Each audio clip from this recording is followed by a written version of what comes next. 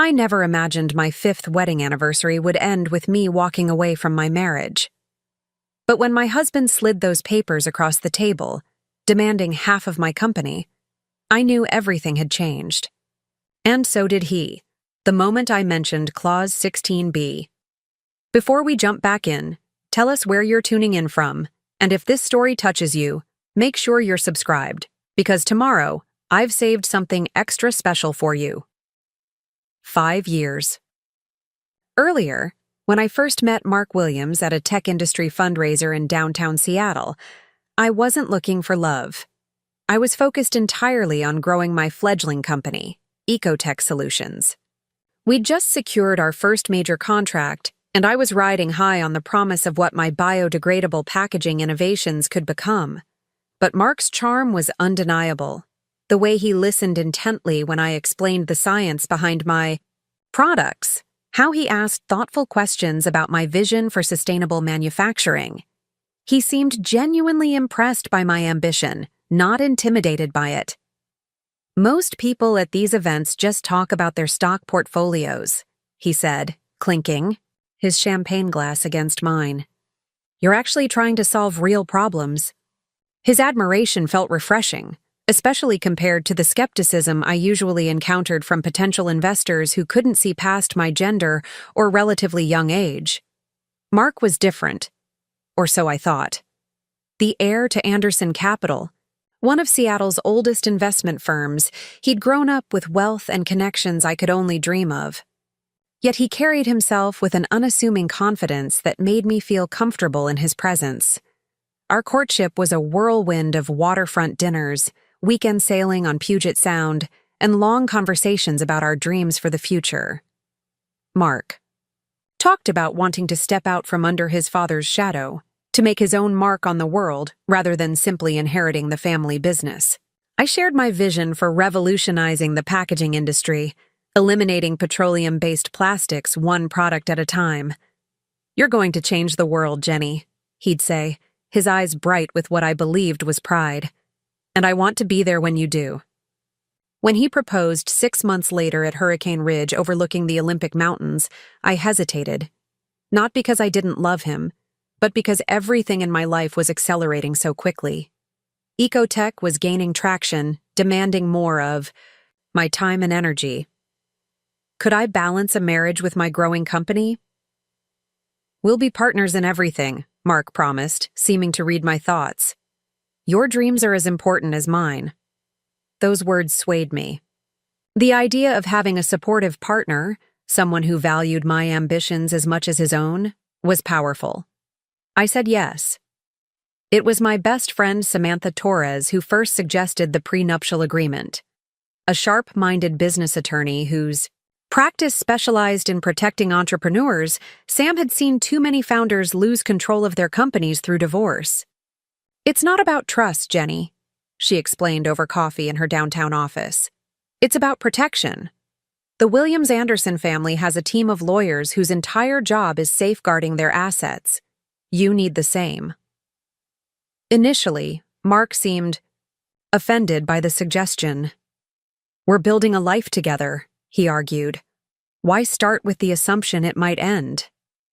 But I stood firm, presenting it as a mutual protection, a clear delineation that would allow both of us to enter marriage with confidence in our respective businesses. Eventually, he agreed, though with a tightness around his eyes that should have warned me. Samantha drafted the agreement, including several provisions specific to my circumstances as a founder. Clause 16b, what she called the independence provision, stated unequivocally that any attempt by either spouse to force ownership changes in premarital business interests would trigger significant financial penalties. At the time, I thought it excessive, even slightly paranoid. "Trust me," Sam said as I hesitated over the wording. "I've seen perfectly lovely people transform when business and marriage collide." Mark's family lawyer reviewed the document with barely concealed disdain, but ultimately Mark signed. 2 weeks later, we were married in an elegant ceremony at Salish Lodge overlooking Snoqualmie Falls.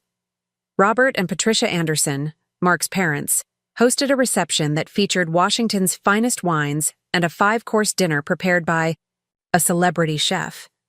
Everything was perfect, at least on the surface. The first hint that something wasn't quite right came during Robert's toast. Standing tall in his custom tuxedo, crystal champagne flute raised, he welcomed me to the family with words that seemed gracious until I really heard them. "To Jennifer," he said, smiling broadly, "who will bring her creativity and enthusiasm to the Anderson legacy. We look forward to watching your little company grow under the family's guidance." Little company. Family guidance. The implications hung in the air, but in the blur of celebration, I pushed my concerns aside. Surely he was just making conversation, trying to connect my world to theirs in the only way he knew how. The early years of our marriage passed in a delicate balance. We bought a stunning lakeside home in Bellevue, with sweeping views of Lake Washington and a private dock where Mark kept his sailboat. I converted the garden house into a home office where I could work late without disturbing him. On weekends, we entertained friends or attended the endless rotation of charity galas and business functions that defined Seattle's upper echelon. Meanwhile, Ecotech Solutions was growing beyond my wildest expectations. My biodegradable shipping materials caught the attention of several large e-commerce companies looking to improve their environmental footprint. We expanded from a team of 3 to 25, moved into larger offices downtown, and were featured in national publications as pioneers in sustainable packaging.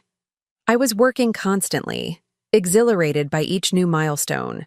Mark seemed supportive, attending product launches and company parties, charming my employees and business partners with his easy humor and genuine interest in their work. But as Ecotech's profile rose, I began noticing subtle shifts in his attitude. Questions about when I might scale back my involvement. Comments about starting a family before it's too late. Suggestions about bringing in experienced leadership to take the company to the next level. "You can't keep working 70-hour weeks forever," he'd say, his concern seemingly genuine. "Let someone else handle the day-to-day while you focus on innovation. That's where your real talent lies." It sounded reasonable, even caring. But I loved being CEO of Ecotech. Every aspect of the business energized me, from product development to marketing strategy to building our company culture. The thought of stepping back felt like abandoning my child. Then came the family dinners at the Anderson estate on Mercer Island. These monthly gatherings had always been somewhat tense affairs, with Patricia's barely concealed disappointment that I continued working rather than focusing on producing grandchildren, and Robert's dismissive questions about my hobby business.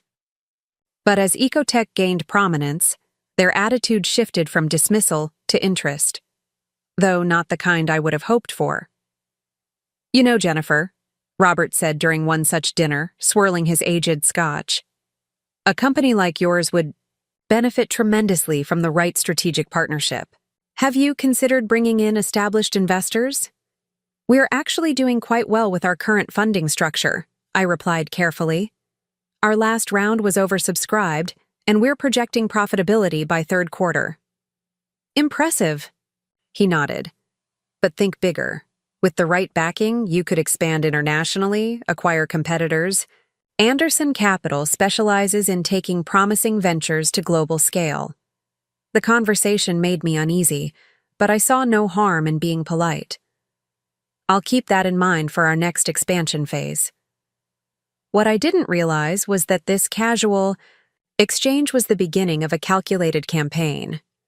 Over the following months, Mark began bringing up his father's suggestions more frequently. Anderson Capital could provide favorable terms. His father had connections with overseas distributors. The family name would lend credibility to potential clients. "I'm just thinking about your best interests," Mark would say when I expressed reluctance. "Dad sees potential in Ecotech that even you might not recognize." Meanwhile, I was facing new challenges at work. A potential manufacturing partner unexpectedly backed out of negotiations. A key client suddenly demanded contract. Revisions. Our application for an important industry certification was delayed due to administrative concerns. All normal business hurdles, or so I thought. It was Danny, my VP of Operations, who first suggested something more coordinated might be happening. "Don't you think it's strange," she asked during a strategy session, "that we're hitting roadblocks with companies that all have business relationships with Anderson Capital?" I dismissed her concerns initially. The Seattle business world was interconnected. Overlap was inevitable. But her observation planted a seed of suspicion I couldn't quite shake. When Ecotech was approaching its 5th year, coinciding with our 5th wedding anniversary, we received exciting news. Preparing and narrating this story took us a lot of time, so if you are enjoying it, subscribe to our channel. It means a lot to us. Now back to the story. Our innovative mushroom-based packaging material had been nominated for a prestigious sustainability award, and more importantly, several major retailers were interested in large-scale contracts. We needed capital for expansion, but our projections showed the investment would pay off exponentially. I shared the news with Mark over dinner at home, expecting his enthusiasm. Instead, he seemed oddly reserved. "That's great, honey," he said, his smile not quite reaching his eyes. "Actually, I've been meaning to talk to you about Ecotech's future. Dad's been working on something that could be perfect timing." My stomach tightened. "What do you mean?" "Anderson Capital is ready to make a significant investment in Ecotech. Dad's already discussed it with his partners. They're prepared to fund your expansion completely, plus add distribution channels through their existing network." "That's a serious offer," I said carefully. "I'd need to see the terms, of course, and discuss it with my board." Mark reached across the table to take my hand. "Jenny, this is exactly what you need, what the company needs. With the Anderson name behind you, those contracts you're chasing would be guaranteed." Something in his tone made me pull my hand back. Ecotech has gotten this far on its own merits. We don't need a name to legitimize us. His expression hardened slightly. "Don't be naive. Every successful company needs powerful backers. You've done amazing work getting Ecotech started, but to scale properly, you need what we can offer. You've done amazing work getting Ecotech started, as if my role was just the beginning, a prelude to the real business that would happen once the Andersons took over." "I'll think about it," I said, ending the conversation. That night, I couldn't sleep. Something felt wrong, not just about the investment offer, but about Mark's certainty that I would accept it, as if my agreement were a foregone conclusion. The next morning, I arrived at my office earlier than usual and began digging through recent correspondence with clients and partners. Most interactions seemed normal, but there was a pattern of subtle interference. Introductions made without my knowledge, meetings scheduled with Anderson Capital representatives present, comments about future reorganization of Ecotech's structure. Then I found it. An email accidentally forwarded to my company account rather than my personal one. A message from Robert Anderson to Mark. "Once the funding agreement is signed, we'll implement the leadership transition plan we discussed. 3 months maximum before we integrate operations. Jenkins says their legal team has identified several patents that should be transferred to the holding company immediately." My blood ran cold. They weren't planning an investment. They were planning a takeover. And Mark was not just aware of it. He was actively facilitating it. I called Samantha immediately, forwarding her the email. "Those manipulative bastards," she muttered after reading it. "They're trying to do an end run around your independence. Classic corporate raider tactic. Create problems for a company, then swoop in with a solution that gives them control." "What should I do?" I asked, my voice steady despite the betrayal burning in my chest. "First, document everything. Second, secure your intellectual property further. I'll have my associate work on that today. Third," I could hear the grim smile in her voice, "remember Clause 16b? The prenuptial agreement, the independence provision that Mark had so reluctantly signed. That evening, I retrieved our marriage documents from the home safe and reread the clause. In the event that either party attempts to coerce, manipulate, or otherwise force the transfer of ownership or control of business interests established, prior to the marriage without express written consent freely given, said party immediately forfeits all claims to shared marital assets and property. Additionally, they shall bear full responsibility for all legal costs associated with the resulting separation proceedings. At the time, it had seemed like an unlikely scenario, a provision for a worst-case situation that would never materialize. Now, it appeared almost prophetic. Over the next 2 weeks, I moved carefully. On the surface, nothing changed. I went to work, came home, discussed everyday matters with Mark. I even expressed tentative interest in his father's investment proposal, requesting more information about the terms. Meanwhile, I worked with Samantha to document the coordinated interference in my business. We discovered that Karen Anderson, Mark's sister who worked in their legal department, had been researching ways to challenge my primary patents. Mark's college roommate, now an executive at one of our client companies, had been pressuring them to delay finalizing our contract until the new management structure was in place. I also took practical steps to protect myself. I secured additional funding from independent investors with no ties to Anderson Capital. I updated Ecotech's operating agreement to strengthen the board's resistance to hostile takeovers. I discreetly moved my essential personal items to a small apartment I rented in the city, telling the building manager I needed a pied-à-terre for late work nights. Most significantly, I reached out to Jason Chen, founder of Chen Sustainable Distribution and Robert Anderson's longtime business rival. Jason and I had met at industry conferences, but never worked together directly, partly because Mark had always discouraged it, citing complicated history between the families. "I've admired your innovations for years," Jason said when we met, for coffee at an out-of-the-way cafe. But I was told Ecotech was aligned exclusively with Anderson Capital. "That's exactly what I wanted to discuss," I replied. "I'm interested in exploring other partnership options." By the time our 5th anniversary arrived, I was prepared. Mark had made reservations at Cascade Heights, Seattle's most exclusive restaurant, with a private room overlooking the city skyline. He mentioned his parents would join us for dessert, to celebrate both our marriage and the exciting new chapter for Ecotech. I wore a deep blue dress that evening, not because it was Mark's favorite color, as he assumed, but because it projected confidence and authority. I'd learned early in my career that appearance mattered in business negotiations, and make no mistake, that's what this dinner would become. The meal began pleasantly enough. Mark was attentive, reminiscing about our wedding day, talking about the future as if nothing were amiss. I played along, smiling at the right moments, raising my glass to his toasts. If he noticed my coolness, he didn't show it. When Robert and Patricia arrived for dessert, the atmosphere shifted. Robert's confidence filled the private dining room, his hand heavy on my shoulder as he kissed my cheek in greeting. "Jennifer," he boomed, "you're looking lovely tonight.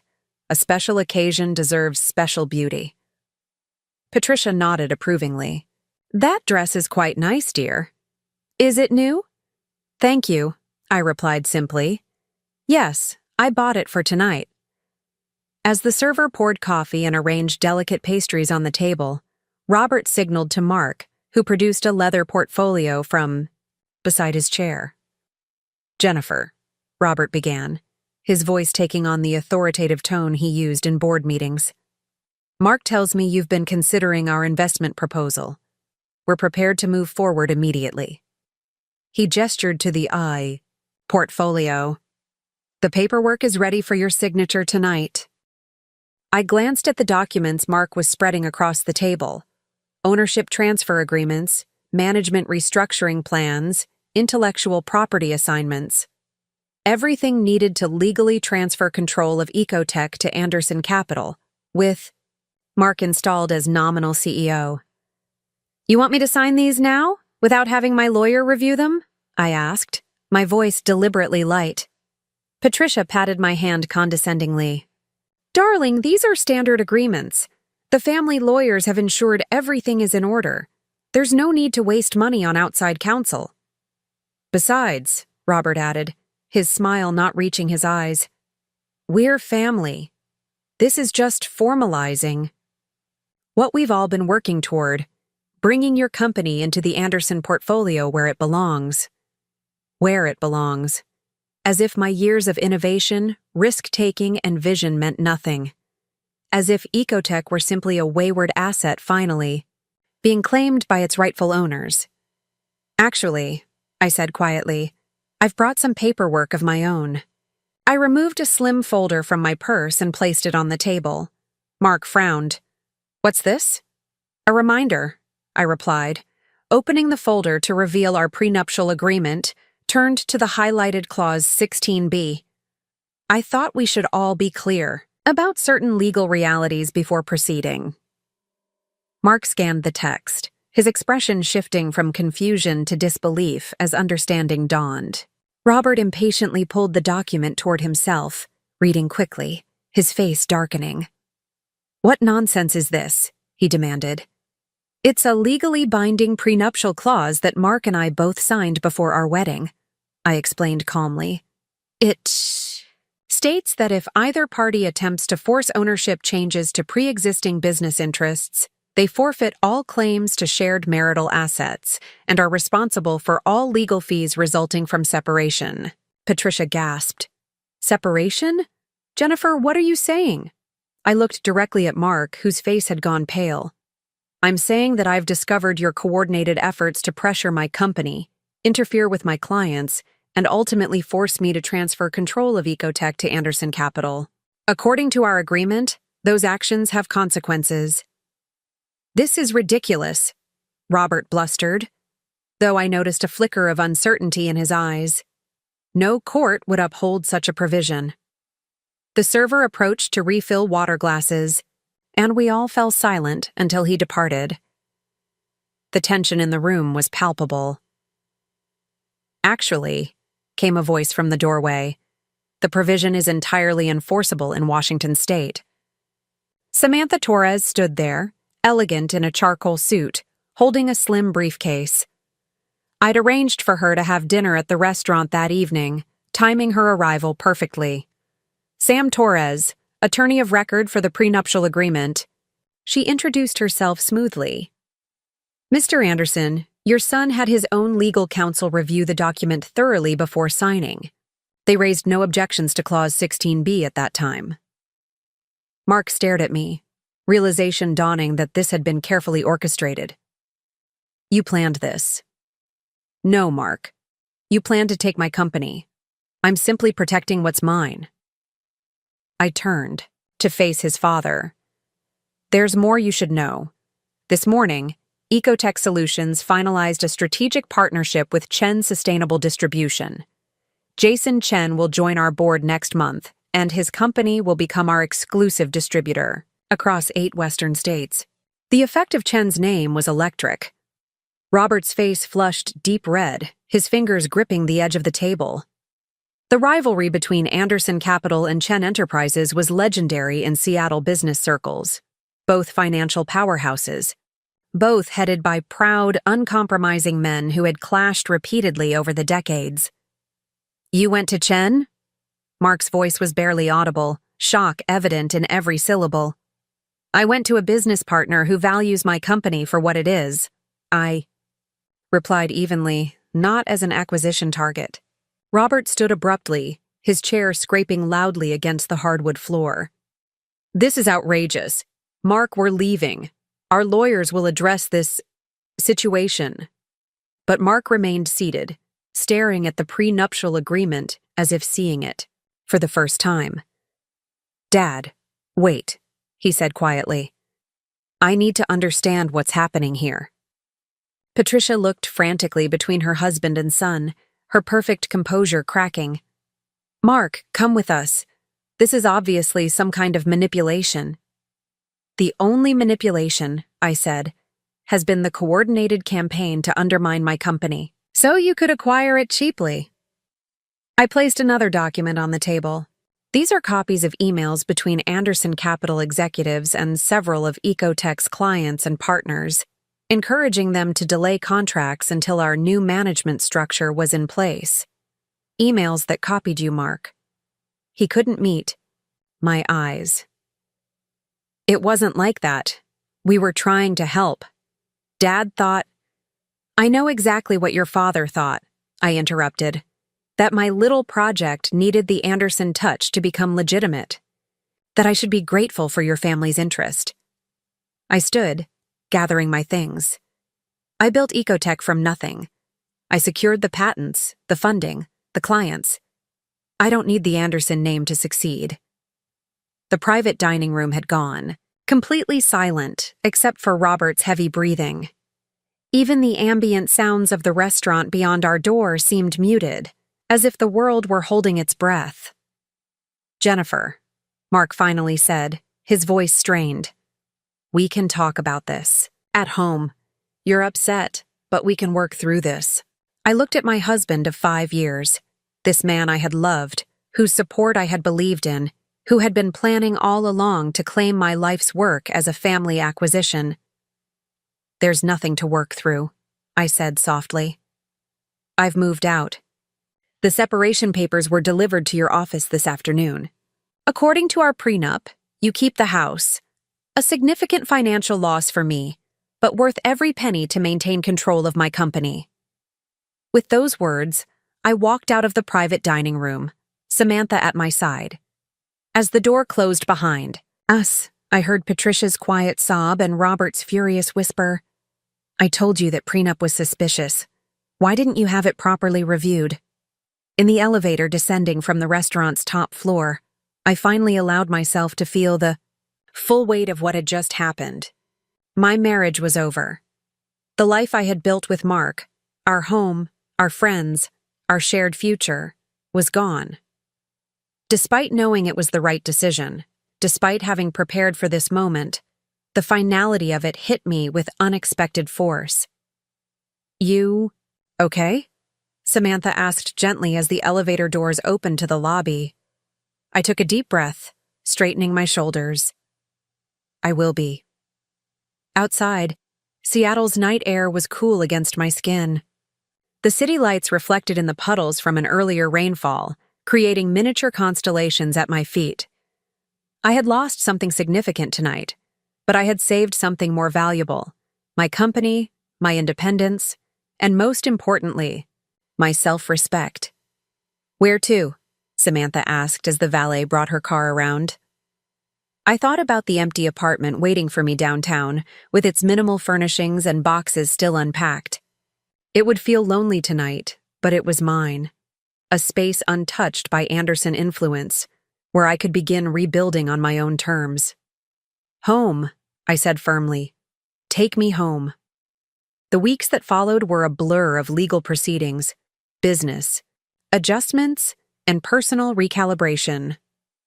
True to the terms of our prenuptial agreement, Mark did not contest the separation, though Robert made noise about challenging certain provisions.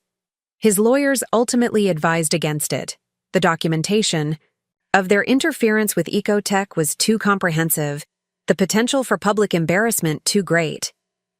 I threw myself into work, finalizing the partnership with Chen Sustainable and securing the manufacturing expansion Ecotech needed for our upcoming contracts.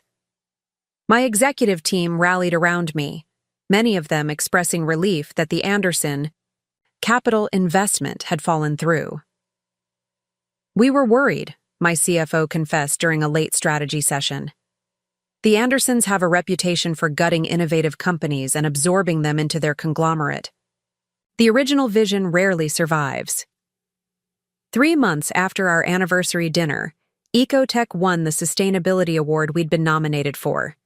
Standing on stage accepting the Gleaming Glass trophy, I spotted Patricia Anderson in the audience, seated with executives from a competing investment firm. Our eyes met briefly. She looked away first. I heard through industry channels that Robert had faced significant embarrassment among his peers.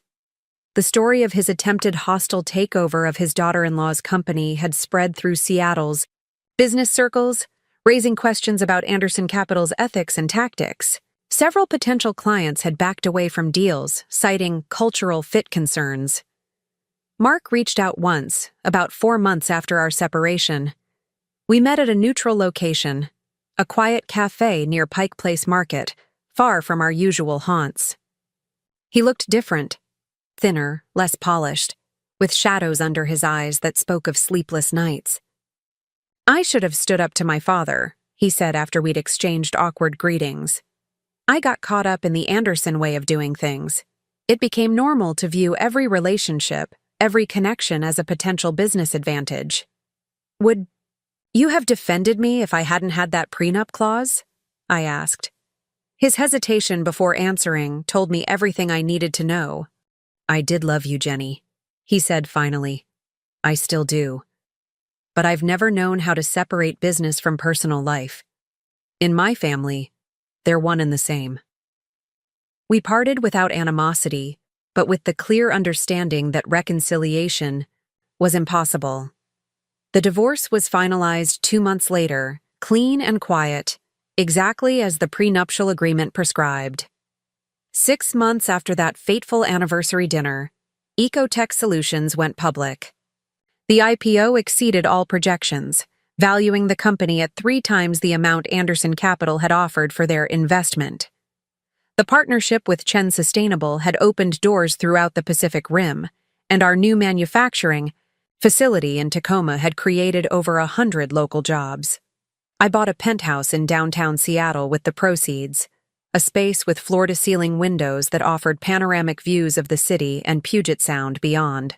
Some evenings I stand on my balcony watching the ferries cross the water, reflecting on how different my life might have been if I hadn't protected myself, if Samantha hadn't insisted on Clause 16B. Last week, at a regional business awards ceremony where I was receiving Entrepreneur of the Year, I spotted Robert and Patricia Anderson near the back of the hall.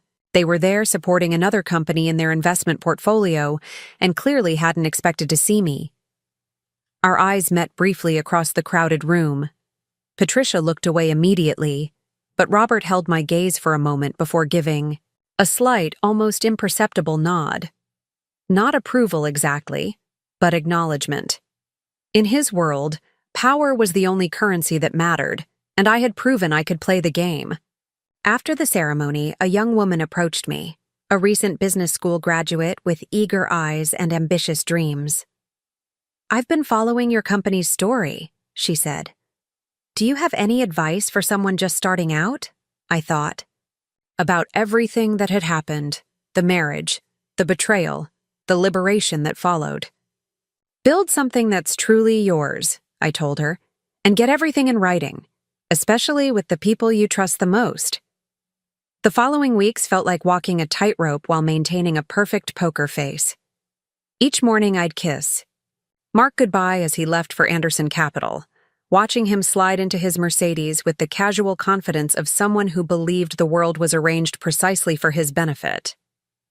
Each evening, I'd listen to his stories about board meetings and investment strategies, nodding in all the right places while my mind cataloged every piece of information that might prove useful. During daylight hours at Ecotech's downtown Seattle headquarters, I immersed myself in the expansion plans we desperately needed to implement. Our biodegradable packaging had caught the attention of major retailers, and with the right manufacturing capacity, we could transform from promising startup to industry leader within 18 months. The timing was critical, and the Andersons knew it. They had calculated their move perfectly, approaching when we needed capital most. "Jenny, these projections look solid," Danny said one afternoon as we reviewed financial models in my office. My VP of Operations had been with me since the beginning, leaving a comfortable position at a Fortune 500 company to join my risky venture because she believed in the technology. But the timeline is tight. If we don't secure additional funding, by next quarter, we'll miss the window with NatureMart. NatureMart was the eco-conscious retail giant whose partnership would put our packaging in stores nationwide. Their sustainability director had been enthusiastic about switching from their current plastic packaging to our mushroom-based alternative, but they needed assurance we could scale production to meet their demand. I know, I sighed, rubbing my temples. Anderson Capital's offer would solve the immediate funding gap. Danny's eyes narrowed slightly. She'd never trusted Mark's family, though she'd always been professionally cordial at company events. At what cost, though? What exactly are they asking for in return? I slid the term sheet across my desk, the preliminary offer Robert had, sent after our initial discussions. Danny read it carefully, her expression darkening with each page. 51% ownership? Board restructuring? This isn't an investment, Jenny. It's a takeover. I know, I said quietly. And there's more. I showed her the email that had been mistakenly forwarded to my company account, the one where Robert discussed the leadership transition plan with Mark. Danny read it twice, her face flushing with anger. They're planning to push you out of your own company, she said flatly, and your husband is helping them do it. The words hung in the air between us, stark and undeniable. Hearing someone else articulate what I'd been processing alone made it suddenly, painfully real. My throat tightened, but I refused to cry in my office. Yes, I managed. That appears to be the plan. Danny set the papers down carefully, as if they might contaminate her fingers. What are you going to do? It was the question I'd been asking myself constantly since discovering their scheme. The answer had been forming slowly, pieces clicking, into place like a complex lock mechanism finally aligning. I'm going to beat them at their own game, I said. But I need your absolute discretion. No one else can know what we're planning, not yet. Danny nodded without hesitation. You've got it. Where do we start? That afternoon, we began implementing what I came to think of as my contingency strategy. While maintaining the appearance of considering the Anderson offer, I directed Danny to quietly accelerate our discussions with independent investors who had previously expressed interest. We prioritized those with no business connections to Anderson Capital, no easy task in Seattle's interconnected financial community. I also reached out to 3 other manufacturing partners we had previously considered before selecting our current facility. If the Andersons were interfering with our expansion plans, we needed alternate pathways ready. Most crucially, I contacted Samantha to review our intellectual property protections. If the Andersons gained control of Ecotech, I needed to ensure our core patents remained secure. Your patents are solid, Sam confirmed after reviewing our portfolio. The question is whether they remain with you personally or with the company in the event of an ownership change. The way they're currently structured, they're company assets. Can we modify that arrangement? I asked. Sam hesitated. Technically, yes, but it would need board approval, which could alert the Andersons to your concerns. And if done improperly, it could be challenged as self-dealing. What about licensing? I suggested. Could we create a separate entity that licenses the patents to Ecotech under specific conditions? Sam's eyes lit up. That's actually brilliant. We could establish a holding company for the intellectual property with terms that require adherence to the original mission of sustainable manufacturing. Any deviation would terminate the license. She began making notes. It's complex, but doable if we structure it carefully. While Sam worked on the legal protections, I maintained my routine at home with Mark. We hosted dinner parties for his colleagues, attended charity functions, and discussed renovation plans for the kitchen. All the normal activities of our married life. If Mark noticed my subtle withdrawal, the slight distance I maintained even when we were physically close, he didn't mention it. Each night as he slept beside me, I would lie awake planning my next moves. The hurt and betrayal had crystallized into something harder, more focused, a determination to protect what I had built. Not just for myself, but for my team who had believed in Ecotech's mission, for the customers who relied on our products, and for the environmental impact we were creating. 3 particular challenges required my attention. First, several of our largest clients had suddenly become hesitant about renewing contracts, citing vague concerns about our long-term stability. Second, our application for an important sustainability certification had stalled in bureaucratic limbo.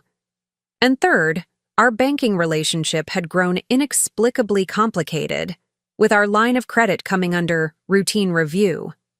None of these obstacles was insurmountable on its own, but together they created mounting pressure on Ecotech's operations and cash flow. Pressure that made Anderson Capital's offer increasingly difficult to refuse. It was too coordinated to be coincidence. I decided to investigate these issues personally, starting with our largest wavering client, NatureMart. Instead of sending emails or making calls, I visited their headquarters in person, requesting a meeting with Diane Peters, their chief sustainability officer who had championed our partnership. "Jenny, this is unexpected," Diane said as her assistant showed me into her office. Her smile seemed genuine, if slightly uncomfortable. I thought our teams were handling the contract discussions. "They are," I replied smoothly, taking the ESI offered seat. "But I wanted to address your concerns about our stability directly. Ecotech is financially sound and fully committed to scaling production for NatureMart." Diane shifted in her chair. "It's not that we doubt your commitment, Jenny.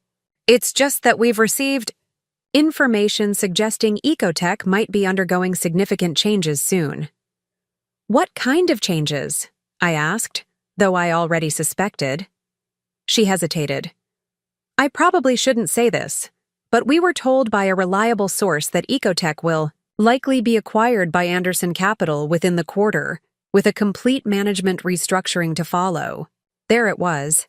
Confirmation that the Andersons were actively undermining our business relationships to force my hand. "I see," I said calmly. "And who provided this reliable information?" "I can't reveal that," Diane said, but her eyes flickered toward a framed photo on her credenza. A golf tournament picture featuring several executives, including Mark's college roommate James Wilson, now NatureMart's VP of Procurement. The same James who had been unusually involved in our contract renewal discussions. "Let me be clear, Diane," I said, leaning forward. "Ecotech is not being acquired by Anderson Capital or anyone else. We are exploring standard investment options for our expansion, but our management team and mission remain unchanged." I reached into my briefcase and pulled out a folder. In fact, I brought our updated manufacturing scale plan, which demonstrates our capacity to meet NatureMart's full volume requirements by Q3. We've also secured additional warehouse space in Portland to ensure regional distribution. This last part was a slight exaggeration. We were in negotiations for the warehouse but hadn't finalized the deal. Sometimes confidence was everything in business. Diane reviewed the documents with evident relief. By the end of our meeting, she had tentatively recommitted to our partnership, pending final contract review. As I was leaving, she touched my arm lightly. "Jenny, off the record. Be careful with the Andersons. They play hardball in this town." I smiled. So do I, when necessary. The sustainability certification required a different approach. Our application had been filed months ago and should have been routine given our impeccable documentation. I contacted the certification agency directly and requested a meeting with the review committee chair, citing urgent clarifications needed. Dr. Alan Montgomery agreed to see me the following day at his university office, where he conducted his nonprofit work with the certification board. A distinguished environmental scientist with a reputation for uncompromising standards, he seemed an unlikely target for Anderson influence. "Dr. Montgomery, thank you for meeting with me," I began after introductions. "I'm concerned about the unusual delay with Ecotech's certification review." He adjusted his glasses, looking uncomfortable. "Yes, well, the committee has had some questions about your manufacturing processes. Nothing serious, but requiring additional verification." "What specific questions?" I pressed. Our submission included comprehensive third-party testing data for all materials. It's more about long-term consistency, he hedged. We received information suggesting your processes might change significantly under new ownership. Again, the shadow of Anderson interference. I took a deep breath. Dr. Montgomery, I respect your work immensely, which is why I'm going to be direct. Has someone from Anderson Capital contacted your committee regarding Ecotech's application? His startled expression confirmed my suspicion before he could deny it. I'm not at liberty to discuss committee communications, he said stiffly. I understand, but as a scientist, you value facts and transparency. The fact is, Ecotech remains independently owned and committed to our sustainable manufacturing processes. Any suggestions to the contrary are not only false, but potentially constitute illegal interference with our business operations. I placed a USB drive on his desk. This contains updated verification data from our production facility, plus documentation of our long-term commitments to sustainable sourcing. I hope the committee will review our application based on this factual information rather than speculation about potential ownership changes. Dr. Montgomery stared at the drive for a moment before nodding slowly. We always strive to make determinations based on scientific merit, Ms. Williams. I'll ensure the committee reviews this promptly. As I left his office, I made a mental note to have Samantha research whether the Andersons had any financial connections to the certification board or university. Their influence seemed to reach further than I had initially realized. The banking relationship proved the most challenging to address. Our primary financial institution, Pacific Northwest Bank, had been Ecotech's partner since our founding. The sudden review of our credit facilities was particularly suspicious given our excellent payment history and growing revenue. Rather than dealing with our usual account manager, I requested a meeting with the regional vice president, Catherine Morrison, whom I'd met at several business functions but never worked with directly. Jennifer, welcome, Catherine greeted, me in her corner office overlooking Elliott Bay. I understand you have concerns about the review of Ecotech's accounts. I do, I confirmed. The timing is disruptive to our operations, particularly as we're preparing for a significant expansion. Catherine nodded diplomatically. Regular reviews are standard procedure for credit facilities of your size. I assure you it's nothing personal. Is it standard procedure to conduct such reviews immediately after a client declines an acquisition offer from a major bank investor? I asked pointedly. Her poker face was impressive, but I caught the slight widening of her eyes. I'm not sure what you're referring to.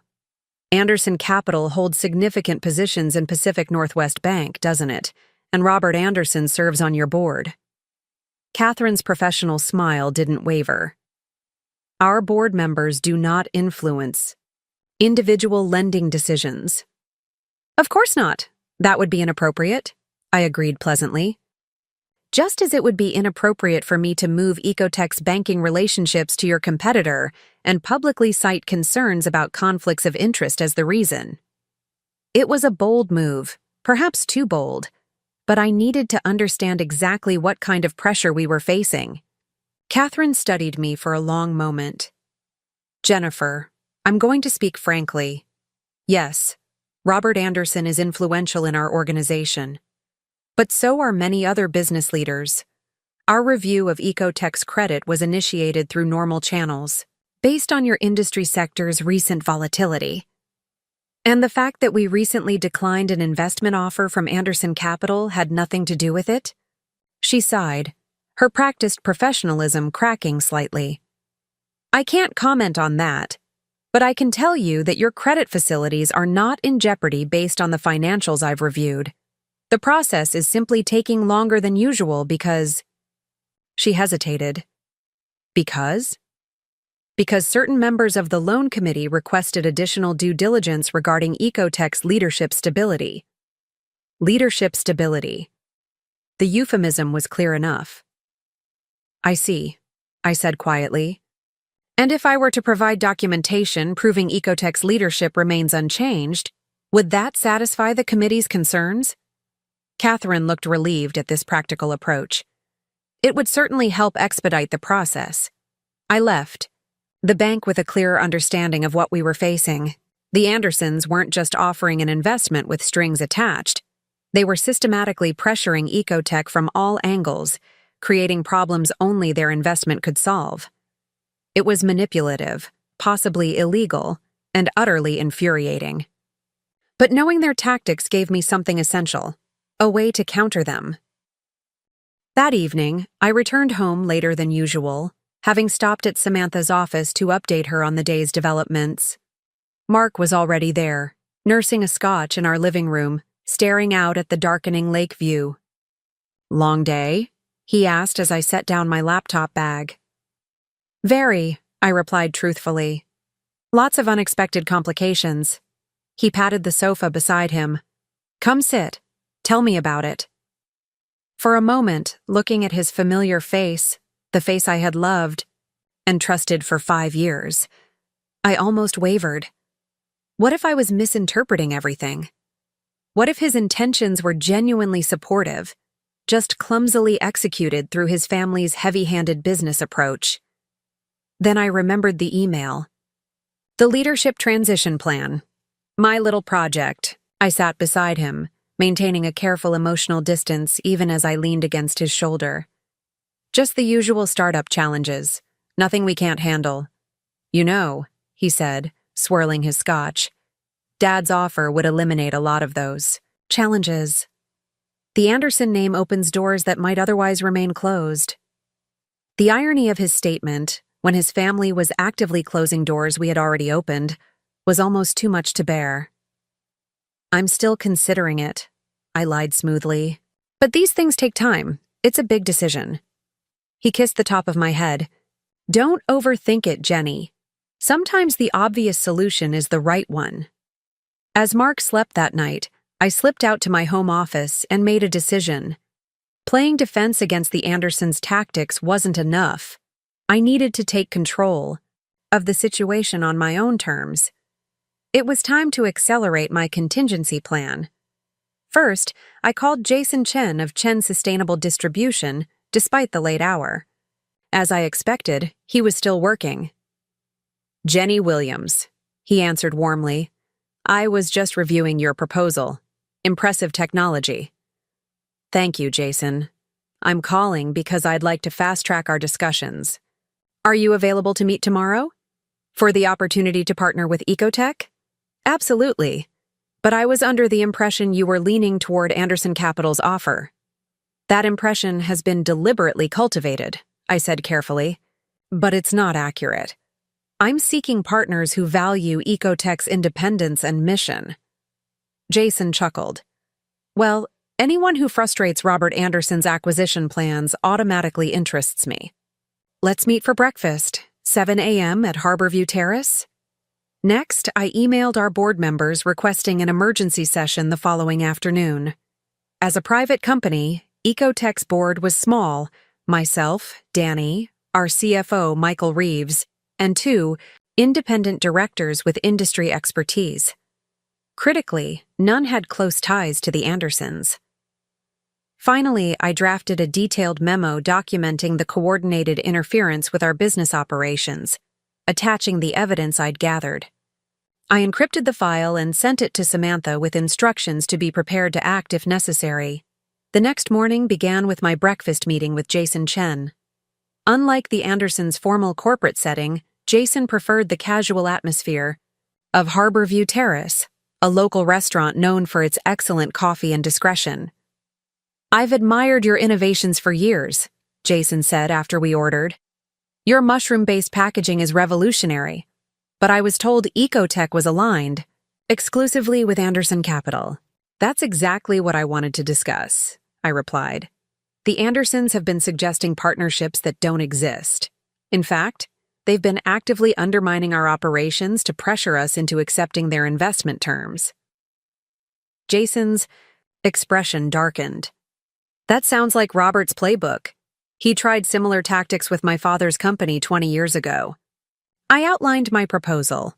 Chen Sustainable would become Ecotech's exclusive distributor across 8 Western states, with options to expand nationally. In exchange, they would provide an injection of growth capital and access to their established distribution infrastructure. This is a partnership, not an acquisition, I emphasized.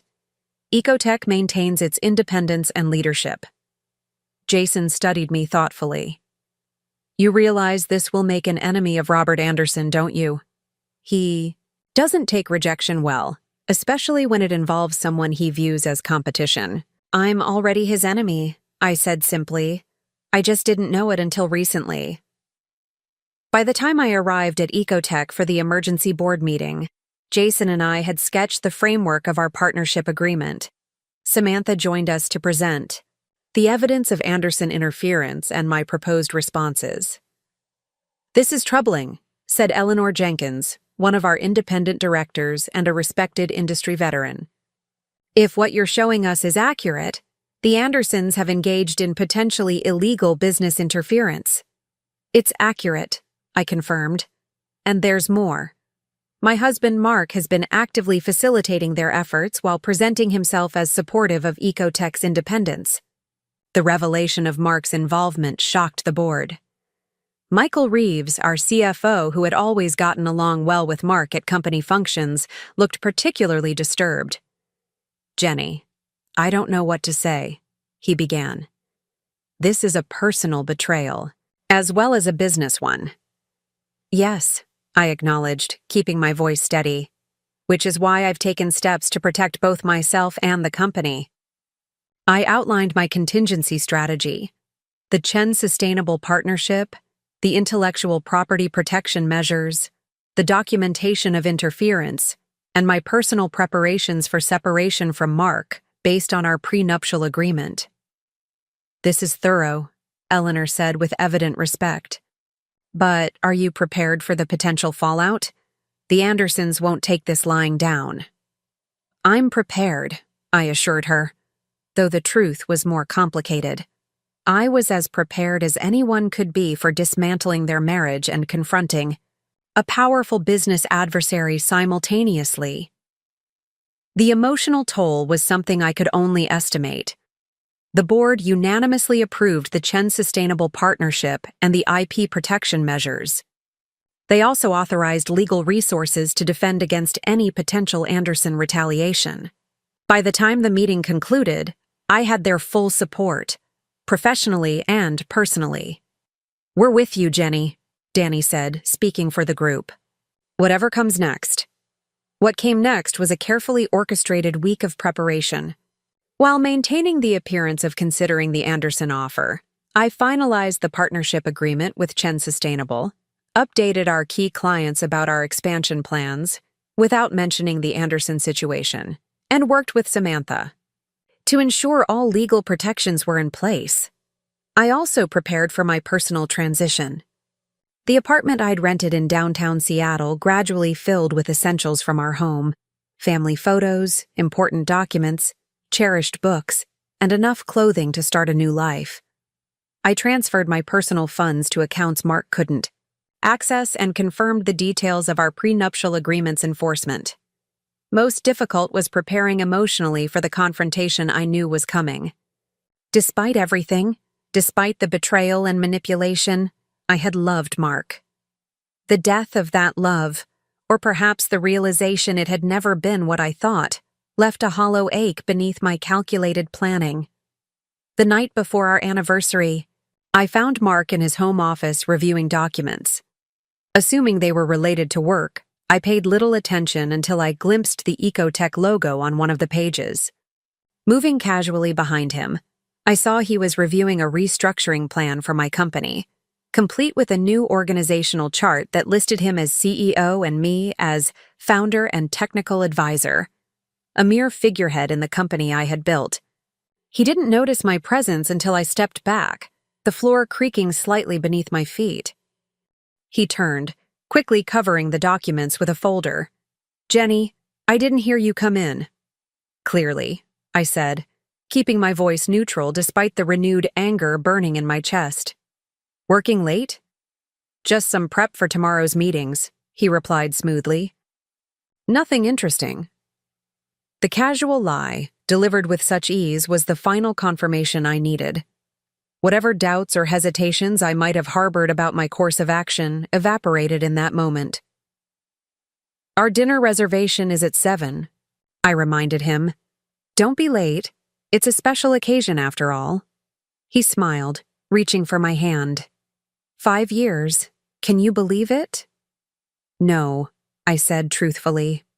"I really can't." That night, I barely slept, running through scenarios and contingencies. By dawn, I was exhausted but resolute. I dressed with particular care for work, choosing a structured blue dress that projected confidence and authority. Before leaving, I placed a small overnight bag in my car trunk, the final items I'd need if things went as expected. The workday passed in a blur of last-minute preparations.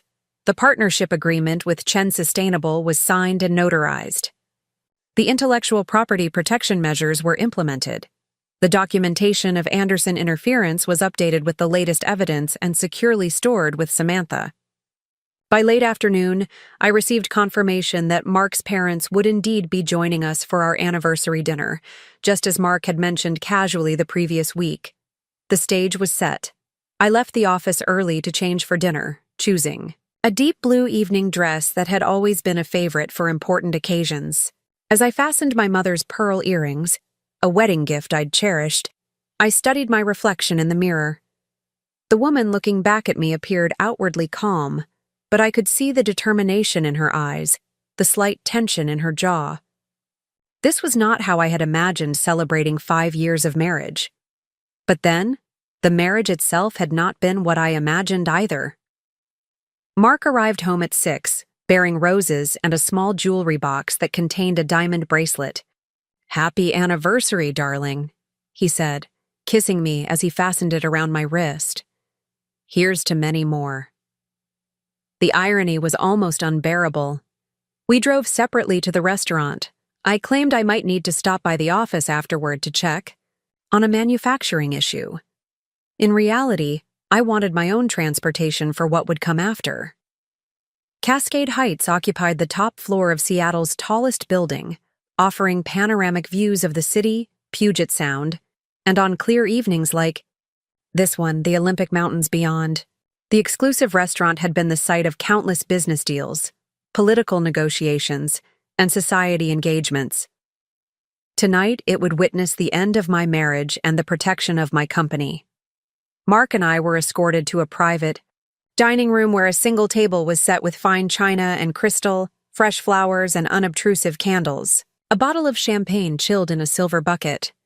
"Perfect," Mark approved, tipping the maitre d' generously. "My parents will join us for dessert around 8:30.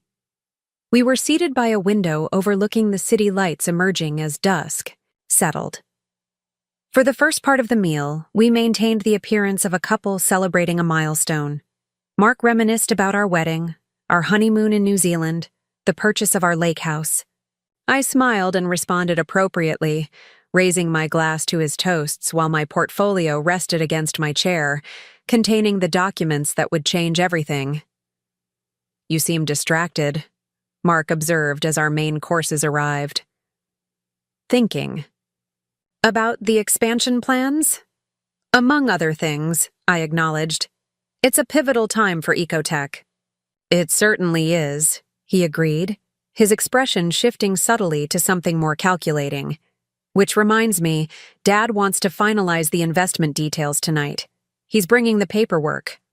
So they weren't just joining us for a celebratory dessert. This had been planned as the night they would secure their takeover of my company, using our anniversary as the setting, presumably thinking I wouldn't make a scene on such an occasion. "How convenient," I said mildly. "I've brought some paperwork, too." Mark looked momentarily confused but didn't pursue the comment. Instead, he launched into a detailed description of how the Anderson investment would transform ecotech, the doors it would open, the growth it would enable, all presented as benefits to me, though I now understood they were merely the sugarcoating on a poison pill. By the time Robert and Patricia Anderson arrived, I had finished my entree but barely tasted it. My focus had narrowed to the confrontation ahead. "There she is," Robert boomed as he entered the private room, crossing to kiss my cheek. His confidence filled the space, a man accustomed to getting exactly what he wanted. "The woman who's about to join the Anderson business legacy." Patricia embraced me with her usual polite restraint. "Happy anniversary, dear. That dress is lovely." "Thank you," I replied simply. "Yes, I bought it specially for tonight." As the server poured coffee and arranged delicate pastries on the table, Robert signaled to Mark, who produced a leather portfolio from beside his chair. "Jennifer," Robert began, his voice taking on the authoritative tone he used in board meetings, "Mark tells me you've been considering our investment proposal. We're prepared to move forward immediately." He gestured to the portfolio. "The paperwork is ready for your signature tonight." I glanced at the documents Mark was spreading across the table. Ownership transfer agreements, management restructuring plans, intellectual property assignments. Everything needed to legally transfer control of Ecotech to Anderson Capital, with Mark installed as nominal CEO. "You want me to sign these now, without having my lawyer review them?" I asked, my voice deliberately light. Patricia patted my hand condescendingly. "Darling, these are standard agreements. The family lawyers have ensured everything is in order. There's no need to waste money on outside counsel." "Besides," Robert added, his smile not reaching his eyes, "we're family. This is just formalizing what we've all been working toward, bringing your company into the Anderson portfolio where it belongs." Where it belongs. As if my years of innovation, risk-taking, and vision meant nothing. As if Ecotech were simply a wayward asset finally being claimed by its rightful owners. I took a deep breath, centering myself for what came next. The moment had arrived to activate the protection I had put in place years ago, the clause that Samantha had insisted I include in our prenuptial agreement, the provision I had never expected to need. "Actually," I said quietly, "I've brought some paperwork of my own." I removed a slim folder from my purse and placed it on the table beside the stack of Anderson Capital documents. The contrast was stark, their thick portfolio of legal papers against my single thin file. "What's this?" Mark asked, frowning slightly. "A reminder," I replied, opening the folder to reveal our prenuptial agreement. The pages turned to Clause 16B, highlighted in yellow. "I thought we should all be clear about certain legal realities before proceeding." Mark scanned the text, his expression shifting from confusion to disbelief as understanding dawned. Robert impatiently pulled the document toward himself, reading quickly, his face darkening with each line. "What nonsense is this?" he demanded, his voice cutting through the refined atmosphere of the private dining room. "It's a legally binding prenuptial clause that Mark and I both signed before our wedding," I explained calmly. "It states that if either party attempts to force ownership changes to pre-existing business interests without mutual consent, they forfeit all claims to shared marital assets and are responsible for all legal fees resulting from separation." Patricia gasped softly. "Separation? Jennifer, what are you saying?" I looked directly at Mark, whose face had gone pale. "I'm saying that I've discovered your coordinated efforts to pressure my company, interfere with my clients, and ultimately force me to transfer control of Ecotech to Anderson Capital. According to our agreement, those actions have consequences." Robert's fingers tightened around his water glass. "This is ridiculous," he blustered, though I noticed a flicker of uncertainty in his eyes. "No court would uphold such a provision." The server approached to refill water glasses, and we all fell silent until he departed. The tension in the room was palpable, the celebratory atmosphere completely evaporated. "Actually," came a voice from the doorway, "the provision is entirely enforceable in Washington state." Samantha Torres stood there, elegant in a charcoal suit, her expression professionally neutral. I'd arranged for her to have dinner at the restaurant that evening, timing her arrival precisely. "Sam Torres, attorney of record for the prenuptial agreement," she introduced herself smoothly. Mr. Anderson, your son had his own legal counsel review the document thoroughly before signing. They raised no objections to Clause 16B at that time. Mark stared at me, realization dawning that this had been carefully orchestrated. You planned this. No, Mark, you planned to take my company. I'm simply protecting what's mine. I turned to face his father. There's more you should know. This morning, Ecotech Solutions finalized a strategic partnership with Chen Sustainable Distribution. Jason Chen will join our board next month, and his company will become our exclusive distributor across 8 Western states. The effect of... Chen's name was electric. Robert's face flushed deep red, his fingers tightening around his fork. The rivalry between Anderson Capital and Chen Enterprises was legendary in Seattle business circles. Both financial powerhouses, both headed by proud, uncompromising men who had clashed repeatedly over the decades. You went to Chen? Mark's voice was barely audible, shock evident in every syllable. I went to a business partner who values my company for what it is, I replied evenly, not as an acquisition target. Robert stood abruptly, his chair scraping loudly against the hardwood floor. This is outrageous. Mark, we're leaving. Our lawyers will address this situation. Patricia looked frantically between her husband and son, her perfect composure cracking. Mark, come with us. This is obviously some kind of manipulation, but Mark remained seated, staring at the prenuptial agreement as if seeing it for the first time. Dad, wait, he said quietly. I need to understand what's happening here. The only manipulation, I said, has been the coordinated campaign to undermine my company so you could acquire it cheaply. I placed another document on the table. These are copies of emails between Anderson Capital executives and several of Ecotech's clients and partners, encouraging them to delay contracts until our new management structure was in place. Emails that copied you, Mark. He couldn't meet. My eyes.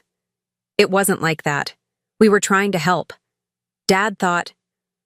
I know exactly what your father thought, I interrupted. That my little project needed the Anderson touch to become legitimate. That I should be grateful for your family's interest. I stood, gathering my things. I built Ecotech from nothing. I secured the patents, the funding, the clients. I don't need the Anderson name to succeed. Robert's hand came down hard on the table, causing the crystal to jump. You ungrateful! He caught himself, glancing at the open door where a server was passing. Even in his anger, he was conscious of appearances. Mark, handle your wife, now. The command in his voice was unmistakable, as was the assumption of authority, that Mark could and should control me, that this uprising needed to be quelled before it embarrassed the Anderson name. Mark looked torn, caught between his father's expectations and the evidence before him. Jenny, can we discuss this privately? There must be a misunderstanding. There's no misunderstanding, I said, my voice steady despite my racing heart. The emails are quite clear about your family's intentions for my company, as is the organizational chart on your desk showing you as CEO and me demoted to technical advisor. His eyes widened at the mention of the document I'd glimpsed in his office. You went through my papers? I didn't need to. You left them open on your desk last night. I reached for my purse, ready to conclude this painful scene. The separation papers were delivered to your office this afternoon. According to our prenup, you keep the house. A significant financial loss for me, but worth every penny to maintain control of my company. Patricia grabbed Mark's arm. You can't seriously be considering this. It's just a tantrum because she's not getting her way. Call your lawyer, challenge the prenup. I met her gaze directly. The prenup has already been reviewed by 3 separate law firms. It's ironclad, Patricia. And given the evidence of deliberate interference with Ecotech's operations, Any challenge would only result in further public embarrassment for your family. Robert's face had turned an alarming shade of red. No one speaks to me this way.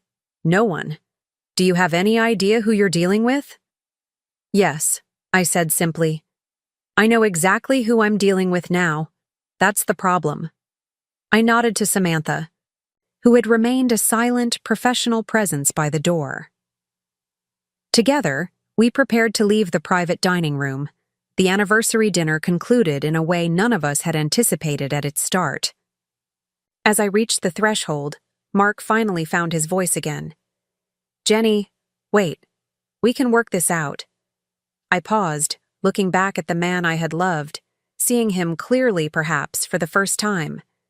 He sat there, caught between his family's legacy and the woman he'd promised to cherish, unable to stand firmly with either. No, Mark, we really can't. We walked out of the private dining room, leaving the Anderson family in stunned silence. In the hallway, I could hear Robert's angry whispers beginning, no doubt already strategizing damage control. The restaurant's other patrons glanced curiously at us as we passed, sensing the aftermath of confrontation in our wake. In the elevator descending from the restaurant's top floor, I finally allowed myself to feel the full weight of what had just happened. My marriage was over. The life I had built with Mark, our home, our friends, our shared future, was gone. Despite knowing it was the right decision, despite having prepared for this moment, the finality of it hit me with unexpected force. You okay? Samantha asked gently as the elevator doors opened to the lobby. I took a deep breath, straightening my shoulders. I will be. Outside, Seattle's night air was cool against my skin. The city lights reflected in the puddles from an earlier rainfall, creating miniature constellations at my feet. I had lost something significant tonight, but I had saved something more valuable: my company, my independence, and most importantly, my self-respect. Where to? Samantha asked as the valet brought her car around. I thought about the empty apartment waiting for me downtown, with its minimal furnishings and boxes still unpacked. It would feel lonely tonight, but it was mine. A space untouched by Anderson influence, where I could begin rebuilding on my own terms. Home, I said firmly. Take me home. The days immediately following that fateful dinner unfolded in a blur of legal proceedings and business adjustments. True to the prenuptial agreement, Mark did not contest the separation on financial grounds, though Robert made noise about challenging certain provisions. Their lawyers ultimately advised against it. The documentation of their interference with Ecotech was too comprehensive, the potential for public embarrassment too great. I spent most of my waking hours at Ecotech's offices, immersing myself in work to avoid dwelling on my personal loss. The partnership with Chen Sustainable Distribution moved forward rapidly, with Jason proving to be exactly the kind of ally I had hoped for. Respectful of our independence while providing the resources we needed to expand. You've created quite the stir in certain circles, Jason remarked during our first official partnership meeting. Robert Anderson apparently had a meltdown at the Pacific Club when he heard about our agreement. Broke a very expensive tumbler, I'm told. I couldn't summon much satisfaction at the image. This wasn't about revenge, I said quietly. It was about protection. Jason nodded thoughtfully. The best business decisions usually are. 2 weeks after the separation, I received a text from Mark asking to meet. We arranged to see each other at a neutral location, a quiet cafe near Pike Place Market, far from both our usual haunts and the business district where we might encounter mutual acquaintances. He was already there when I arrived, seated at a corner table with 2 coffees. He looked different, thinner, somehow diminished without his usual confident bearing. The wedding band was gone from his finger, I noticed. Thank you for coming, he said, pushing one of the coffees toward me. I wasn't sure you would. We have things to discuss, I replied, taking the offered cup but not drinking. The house, the remaining possessions. The lawyers can handle, Those details. He hesitated, studying my face. I wanted to see you, to explain. Explain what, Mark? How you plan to take over my company?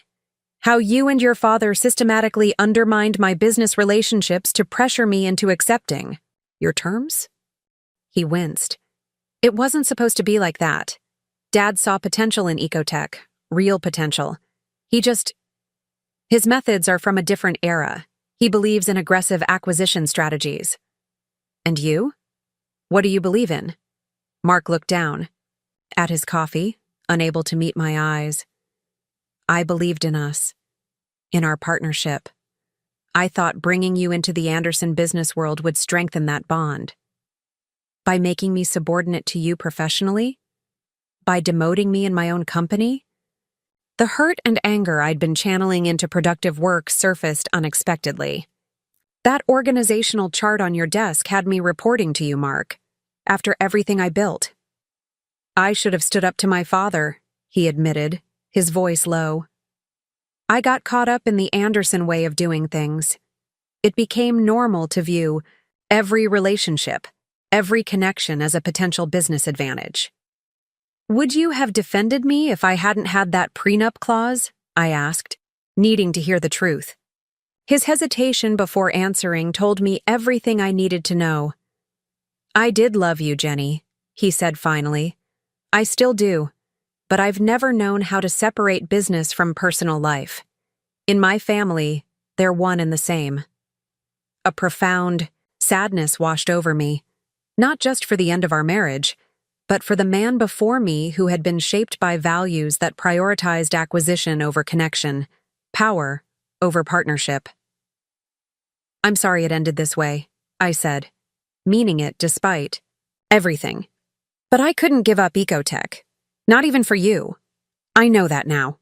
He pushed a small envelope across the table. My personal apology for the interference with your clients. I've already contacted each one to retract any misleading statements about ecotech's future.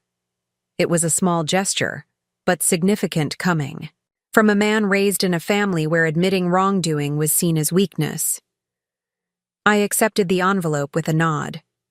What will you do now? I asked.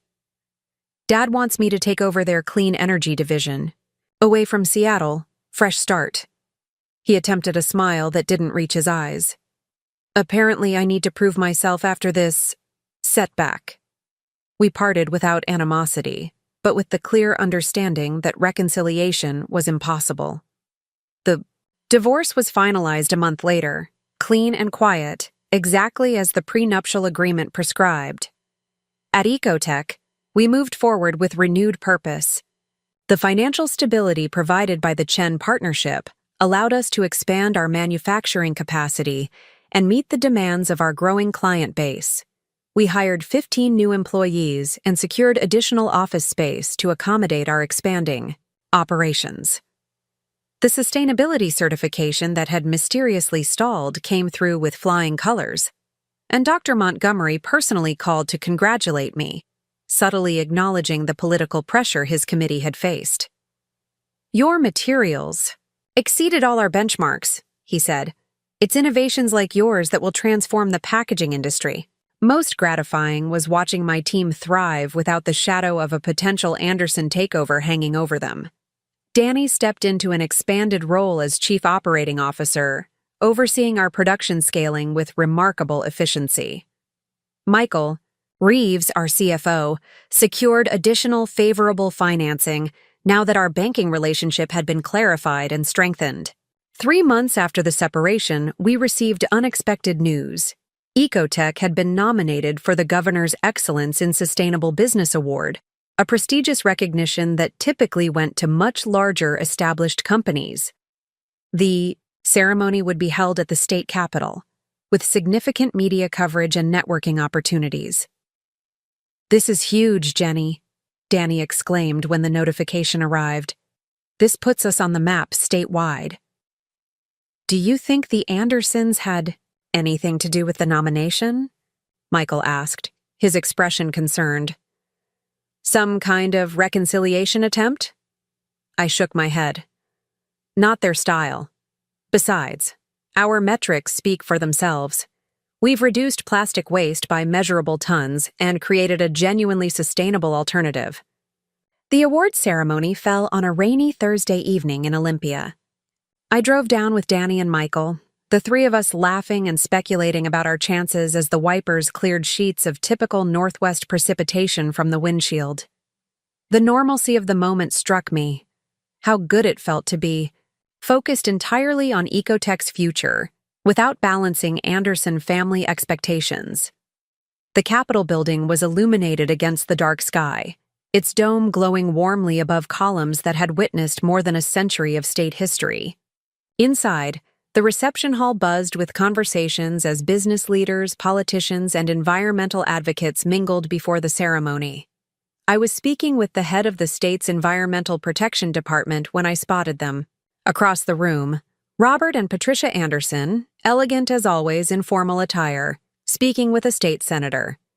They were likely there supporting another company in their investment portfolio, unaware that Ecotech would be recognized tonight. Our eyes met briefly across the crowded room. Patricia looked away immediately, but Robert held my gaze for a moment, before giving a slight, almost imperceptible nod. Not approval exactly, but acknowledgement. In his world, power was the only currency that mattered, and I had proven I could play the game. I turned back to my conversation, refusing to let their presence distract from Ecotech's moment. When the awards were announced, we received not only the Excellence in Innovation category we'd been nominated for, but also the evening's highest honor, the Governor's Impact Award for contributions to the state's environmental goals. Ecotech Solutions represents the future of sustainable business in our state, the governor said as she presented the award. Their innovative approach proves that environmental responsibility and economic growth can go hand in hand. Standing at the podium, looking out at the gathered business leaders, including the Andersons at their distant table, I felt a surge of vindication. This recognition came not from family connections or financial leverage, but from the genuine value Ecotech had created. This award belongs to our entire team, I said during my brief acceptance speech. And to everyone who believes that business can be a force for positive change when we prioritize innovation over tradition, collaboration over control.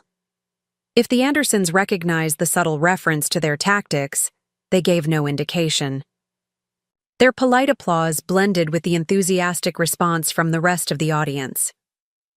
After the ceremony, as we celebrated with champagne and conversation, a young woman approached me, a recent business school graduate with eager eyes and ambitious dreams.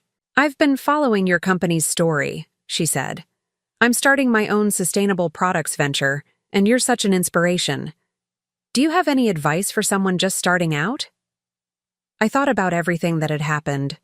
The marriage, the betrayal, the liberation that followed, the lessons learned at such personal cost.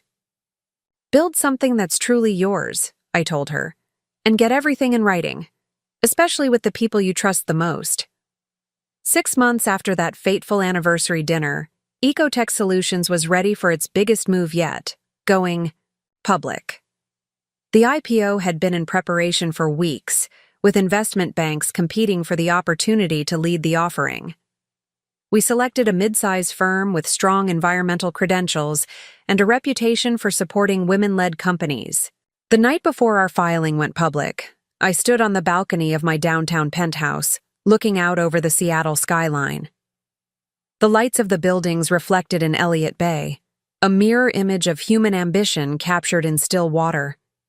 So, much had changed in half a year. My marriage ended, my company transformed, my understanding of both business and personal relationships fundamentally altered.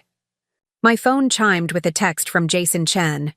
"Ready for tomorrow? The financial world won't know what hit them."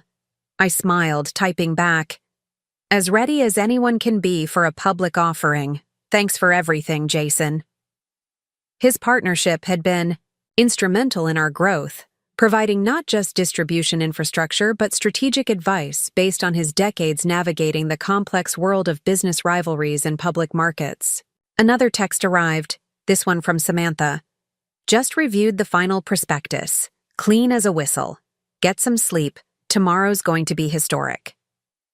Sleep, however, proved elusive. I found myself revisiting the journey, from the early days of ecotech when I'd worked in a tiny rented lab space, testing mushroom substrates and biodegradable polymers, to this moment on the cusp of taking the company public at a valuation that would have seemed impossible just a year ago. I thought about Mark, too, wondering how he was faring in his new role. We hadn't spoken since our cafe meeting, though I'd heard through mutual acquaintances that he'd relocated to Anderson Capital's Boston office, putting physical distance between himself and the Seattle business community, where the story of our separation had become something of a cautionary tale. The morning dawned clear and bright, a rarity for Seattle in early spring. I dressed carefully in a tailored navy suit, selecting my mother's pearls again, a touchstone connecting me to my roots, to the woman who had taught me resilience long before I understood its value. At Ecotech's offices, the team had gathered early, an atmosphere of nervous excitement permeating the space. Danny had arranged for a large screen to display the trading platform once our shares went live. The opening bell rings in 20 minutes, Michael announced, distributing champagne, flutes filled with orange juice. We'll save the real champagne for after we see the numbers. I looked around at the faces of my team, people who had believed in Ecotech's mission from the beginning, who had weathered the uncertainty of the Anderson situation, who had worked tirelessly to reach this milestone. Whatever happened when our stock began trading, we had already succeeded in the ways that truly mattered. I want to thank all of you, I said, raising my glass. Not just for your work, but for your loyalty, for standing with me when it would have been easier to accept the Anderson offer and the security it promised. Security built on surrender isn't security at all, Danny responded, raising her own glass. To independence. To independence, everyone echoed. When our stock symbol appeared on the screen, the initial price immediately jumped above the offering range we'd established. A cheer went up as we watched the numbers climb, institutional investors clearly recognizing the value proposition Ecotech represented. By mid-morning, we had nearly doubled our initial offering price. Congratulatory messages flooded in from clients, partners, and even competitors acknowledging our success. The business press coverage was overwhelmingly positive, highlighting our sustainable mission and innovative technology. One headline in particular caught my attention. Ecotech soars in market debut, outperforming Anderson Capital's clean energy division. The accompanying article noted that Mark Williams, recently appointed to head that division, had declined to comment on his ex-wife's company's success. I felt no satisfaction in the comparison. Our paths had diverged, and Ecotech's triumph wasn't about besting the Andersons. It was about fulfilling our own potential, unencumbered by their limiting vision for what my company could be. As the champagne finally flowed and the celebration gained momentum, I stepped away briefly, finding a quiet corner of the office to absorb the magnitude of the day. My phone buzzed with an incoming call from an unlisted number. Jennifer Williams, I answered. Congratulations are in order, it seems. Robert Anderson's distinctive voice was instantly recognizable, though his tone lacked its usual commanding certainty. For a moment, I was too surprised to respond. Mr. Anderson, this is unexpected. Yes? Well? He cleared his throat. I've never been one to ignore impressive performance, regardless of personal complications. It was as close to an acknowledgement of my success as I could expect from a man like Robert Anderson, a man who had never apologized for anything in his life, who viewed concession as weakness. Thank you, I said simply, refusing to make this easier for him. You've proven more formidable than I anticipated, he continued. Chen made a smart move partnering with you. The backhanded compliment was so characteristic of him that I almost laughed. Even now, he couldn't give credit directly. It had to be filtered through his acknowledgement of Jason's business acumen. "Was there something specific you wanted?" "Mr. Anderson?" I asked, unwilling to engage in verbal sparring on what should be a day of celebration. "Just to say that business is business. No hard feelings." His tone suggested this magnanimous gesture should be received with gratitude. "I appreciate the sentiment," I replied neutrally, "though I think we have very different definitions of how business should be conducted." A pause then. "Perhaps. In any case, I expect we'll be seeing more of each other now that ecotech has entered the public arena. The business community in this region is smaller than it appears." The implicit warning, or perhaps invitation to renewed competition, was clear. Robert Anderson might acknowledge my success today, but he had no intention of ceding his influence or changing his tactics. "I look forward to demonstrating that ethical business practices and success aren't mutually exclusive," I said, ending the conversation on my terms. As I rejoined the celebration, I felt oddly liberated by the exchange. 6 months ago, a call from Robert Anderson would have triggered anxiety about his influence over my marriage and company. Today, it was simply a conversation between business leaders, one established, one ascending, both aware of the other's capacity. The IPO celebration continued well into the evening, eventually transitioning to a nearby restaurant where we'd reserved a private room.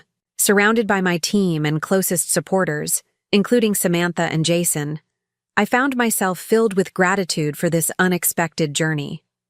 "A toast," Jason proposed, raising his glass. "To Jenny Williams, who proved that the best way to handle bullies in business is to outsmart them at their own game." "And to ecotech," Samantha added, "a company built on innovation rather than intimidation." As glasses clinked and conversations flowed around me, I caught sight of my reflection in the restaurant's window. The woman looking back at me appeared stronger, more confident than the one who had discovered her husband's betrayal 6 months earlier. The pain of that discovery hadn't disappeared entirely. Such wounds never heal completely, but it had. Transformed into something productive, a hard-earned wisdom about trust, power, and resilience. My phone buzzed again, this time with a text message from a name I hadn't seen in months. Mark. "Saw the IPO news. Congratulations, Jenny. You deserve it." I stared at the screen for a long moment, considering whether to respond. Finally, I typed a simple "thank you" and put the phone away. This day wasn't about the past. It was about the future ecotech would build, independent of Anderson influence or approval. Later that night, returning to my penthouse, I stepped out onto the balcony again. The city lights seemed especially vibrant, or perhaps it was just my perception, colored by the day's success.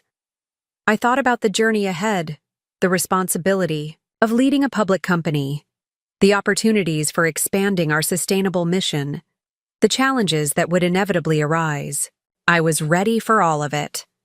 Not because I had all the answers or because success was guaranteed, but because I had learned the most valuable lesson in business and in life: the strength that comes from standing firmly in your own truth, regardless of who tries to undermine it. The wind picked up, carrying the scent of the bay below. I closed my eyes, feeling the cool air against my skin, and made a silent promise to myself. Whatever came next, whatever new challenges the Andersons or others might present, I would face it on my terms with my values intact. That was the true meaning of independence. 1 year after ecotech's successful IPO, I stood at the podium of the National Sustainable Business Conference, looking out at hundreds of industry leaders gathered in the grand ballroom of San Francisco's Fairmont Hotel. The journey from that confrontational anniversary dinner to this moment, delivering the keynote address at the country's most prestigious green business event, felt both surreal and deeply earned. The future of business isn't just about profit margins, I told the attentive audience. It's about creating systems that regenerate rather than deplete. At ecotech, we've proven that sustainable practices aren't just ethically sound, they're economically powerful. From my vantage point on stage, I could see faces I'd come to know well over the past year. Jason Chen sitting with his executive team, Samantha and her law partners at a table near the front, and my own leadership team, scattered throughout the room. They had all been instrumental in Ecotech's remarkable growth. Our stock price had tripled since the IPO, and our manufacturing facilities now operated in 3 states, with international expansion underway. What I hadn't expected to see was the table of Anderson Capital executives near the back of the room. Robert wasn't present, but several of his senior leadership team were, including his daughter Karen, who now headed their investor relations department. Their presence wasn't entirely surprising. Anderson Capital had recently launched a sustainability initiative, a transparent attempt to capitalize on the growing market Ecotech had helped pioneer. As I concluded my speech to enthusiastic applause, I felt a sense of completion. The business world that had once viewed me as merely Mark's wife with a little company now recognized Ecotech as an industry leader and me as its visionary founder. The validation wasn't personal. It was affirmation of our company's mission and the team that had brought it to life. At the reception afterward, I navigated through congratulations and networking conversations, eventually finding myself face to face with Karen Anderson. Up close, her resemblance to her brother was striking. The same confident posture, the same carefully calibrated smile that revealed nothing. "Impressive speech, Jennifer," she said, extending her hand. "Congratulations on Ecotech's success." "Thank you, Karen." I accepted the handshake, noting its professional firmness. "I understand Anderson Capital is moving into sustainable investments now." Her smile tightened almost imperceptibly. "We go where the market opportunities are. Your company has certainly demonstrated the potential in this sector." "Imitation is the sincerest form of flattery," I replied lightly. Karen's laugh held little warmth. "I wouldn't call it imitation. Let's say parallel evolution." She sipped her champagne, studying me over the rim of her glass. "You know, my father has developed a certain respect for you. He doesn't say it directly, of course." "Of course not. He's old school that way. But the fact that he sent us here to hear your keynote, that says something." She glanced around at the crowded reception. "Have you spoken with Mark recently?" The question caught me off guard. Mark and I had maintained minimal contact since the divorce was finalized, exchanging brief, polite messages on rare occasions, but nothing substantive. "Not really," I admitted. "Last I heard, he was heading up your Boston office." Karen nodded. "He was. He's back in Seattle now, temporarily. Dad's health issues." She trailed off, something vulnerable briefly crossing her composed features. "Robert is ill?" Despite everything, the news surprised me. Robert Anderson had always seemed indestructible, a force of nature rather than a mortal man. "Heart attack. 3 weeks ago. Minor, the doctors say, but it scared him. Mark came back to handle some of his responsibilities while he recovers." She finished her champagne in one decisive swallow. "Family obligations." The phrase carried weight, the Anderson sense of dynasty, of bloodline responsibility that had shaped Mark's decisions, including, ultimately, our marriage's end. "I'm sorry to hear that," I said, meaning it. "I hope he recovers quickly." Karen studied me for a moment, as if trying to determine my sincerity. "I'll tell him you said so," she finally replied. "He may not believe it, but I'll tell him." After she moved on to speak with other attendees, I found myself pondering the unexpected news. Robert Anderson facing mortality was difficult to imagine. His presence had loomed so large in Seattle's business community, and in the dissolution of my marriage, that the thought of him weakened by health concerns shifted something in my perception. Later that evening, I called Samantha from my hotel room, sharing the information about Robert's condition. "Interesting," she said. The timing explains a few things. Anderson Capital pulled out of 2 major acquisitions last month, deals Robert had personally championed. The business press speculated about strategy shifts, but a health crisis makes more sense. Does it change anything for us? I asked, mentally reviewing our ongoing business initiatives for potential vulnerabilities. I don't see how, Samantha replied.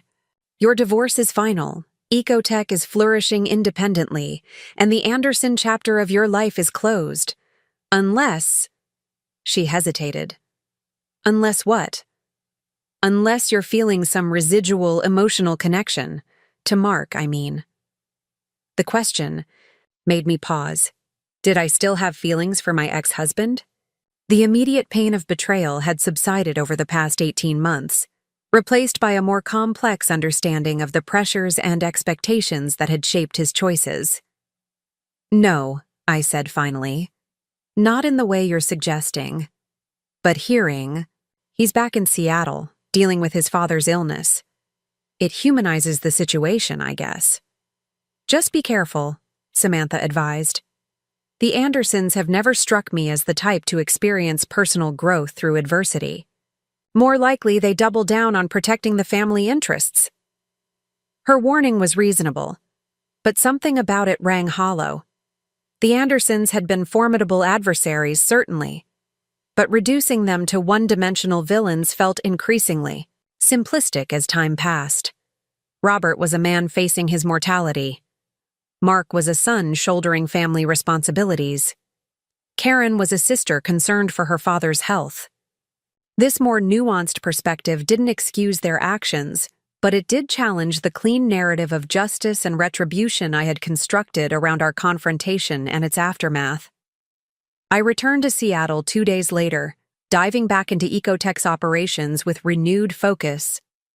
Our newest product line, compostable shipping materials designed specifically for the food delivery industry, was launching the following month, and final testing was underway at our research facility.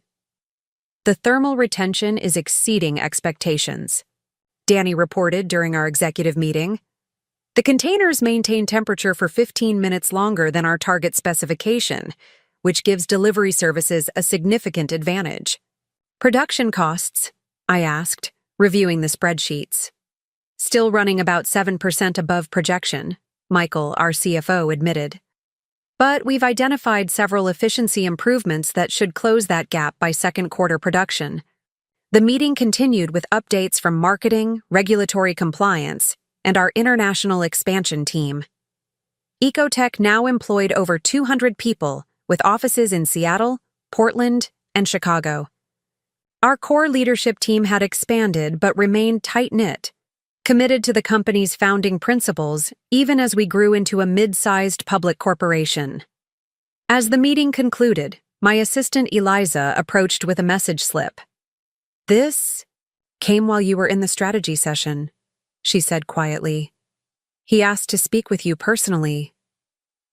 The slip bore a name I hadn't expected. Mark Williams. No message, just a request to call back. I waited until evening to make the call, after the office had emptied, and I could process whatever this conversation might bring without an audience. Mark answered on the second ring. "Jenny," he said, his voice instantly familiar despite the months of silence between us. "Thanks for calling back." "Of course," I replied, keeping my tone neutral. "Karen mentioned you were back in Seattle. I heard about your father." "Yes, that's part of why I called." He paused, and I could picture him running a hand through his hair, a habitual gesture when he was uncomfortable. Dad's doing better physically, but the heart attack was a wake-up call. He's been reviewing his legacy, I guess you could say. "That sounds like Robert," I commented, unable to keep a touch of dryness from my voice. Robert Anderson's sense of legacy had been a driving force in his attempts to acquire my company. "He's different now," Mark said quietly. "Not completely transformed. I'm not claiming a deathbed conversion to enlightened business practices. But he has regrets, Jenny, about how things went down with you and Ecotech." The admission stunned me into momentary silence. Robert Anderson. Admitting regret contradicted everything I knew about the man. "Why are you telling me this?" I finally asked. "Because he wants to meet with you, not about business," Mark added quickly. "No ulterior motives or acquisition plans, I promise. He just wants to clear the air before time runs out. The prognosis isn't as optimistic as we initially thought." The request was unexpected enough that I didn't have a ready response. My immediate instinct was wariness. The Andersons had proven themselves strategic and manipulative once before.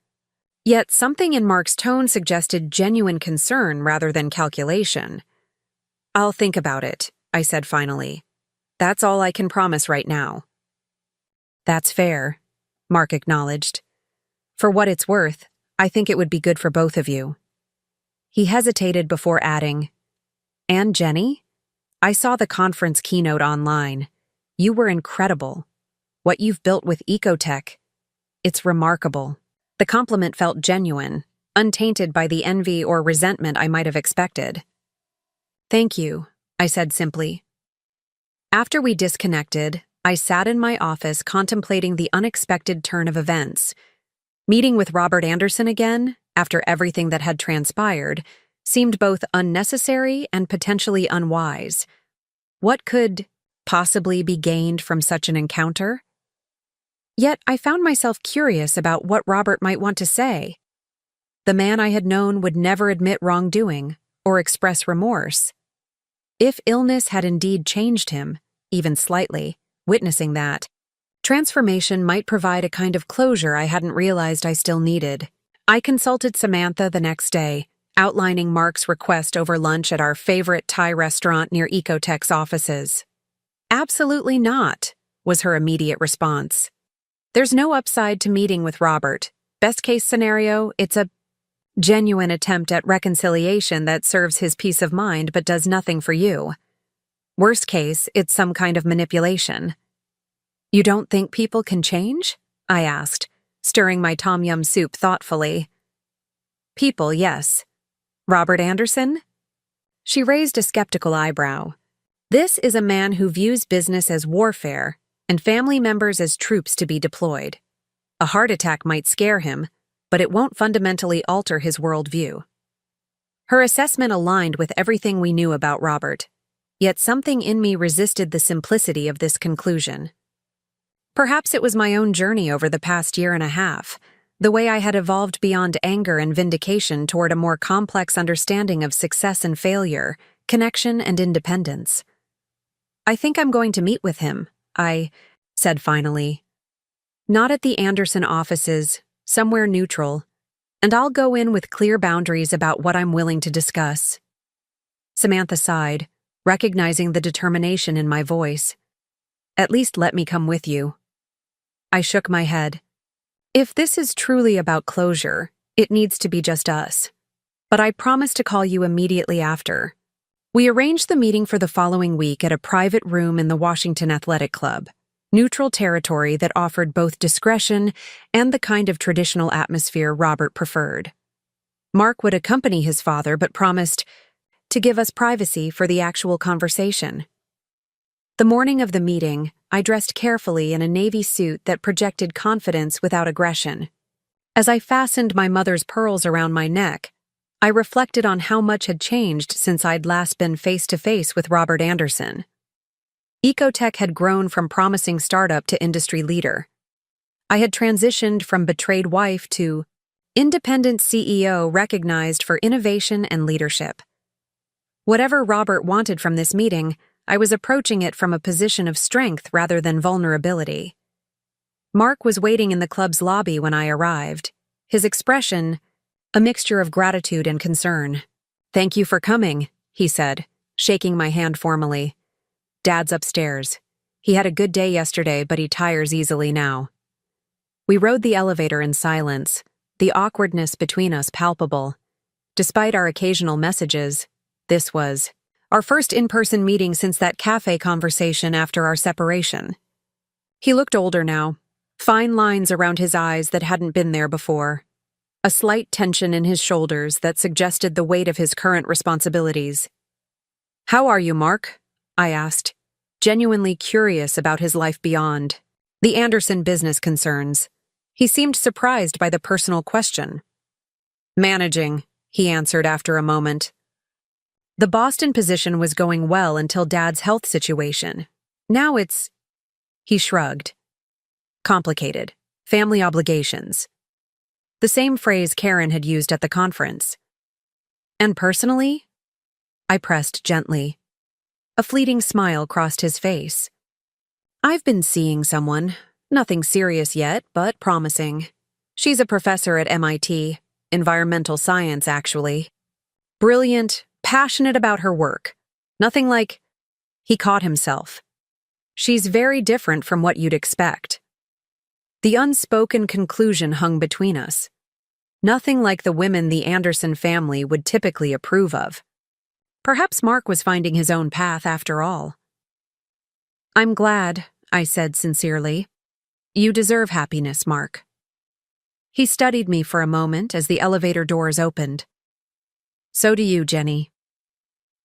The private meeting room was tastefully appointed with dark wood furniture and subdued artwork, the kind of traditional masculine space where business had been conducted in Seattle for generations.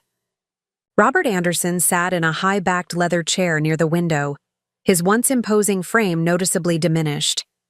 His complexion had a grayish undertone that spoke of recent illness, and the hand that gripped his walking cane showed prominent veins and age spots I hadn't noticed before. Yet his eyes remained sharp, taking in my appearance with the same assessing gaze I remembered from family dinners and business functions.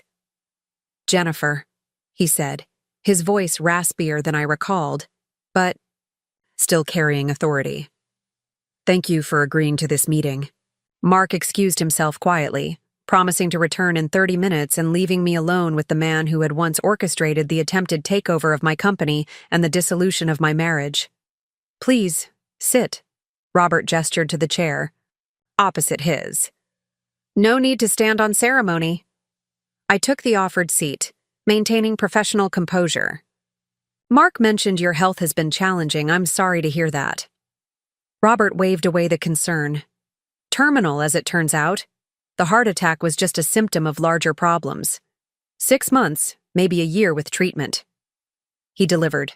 This prognosis with the same matter-of-fact tone he might use to describe disappointing quarterly results, acknowledging reality without emotional indulgence. I'm sorry, I repeated, genuinely moved despite our history. No matter our conflicts, facing mortality deserved basic human compassion.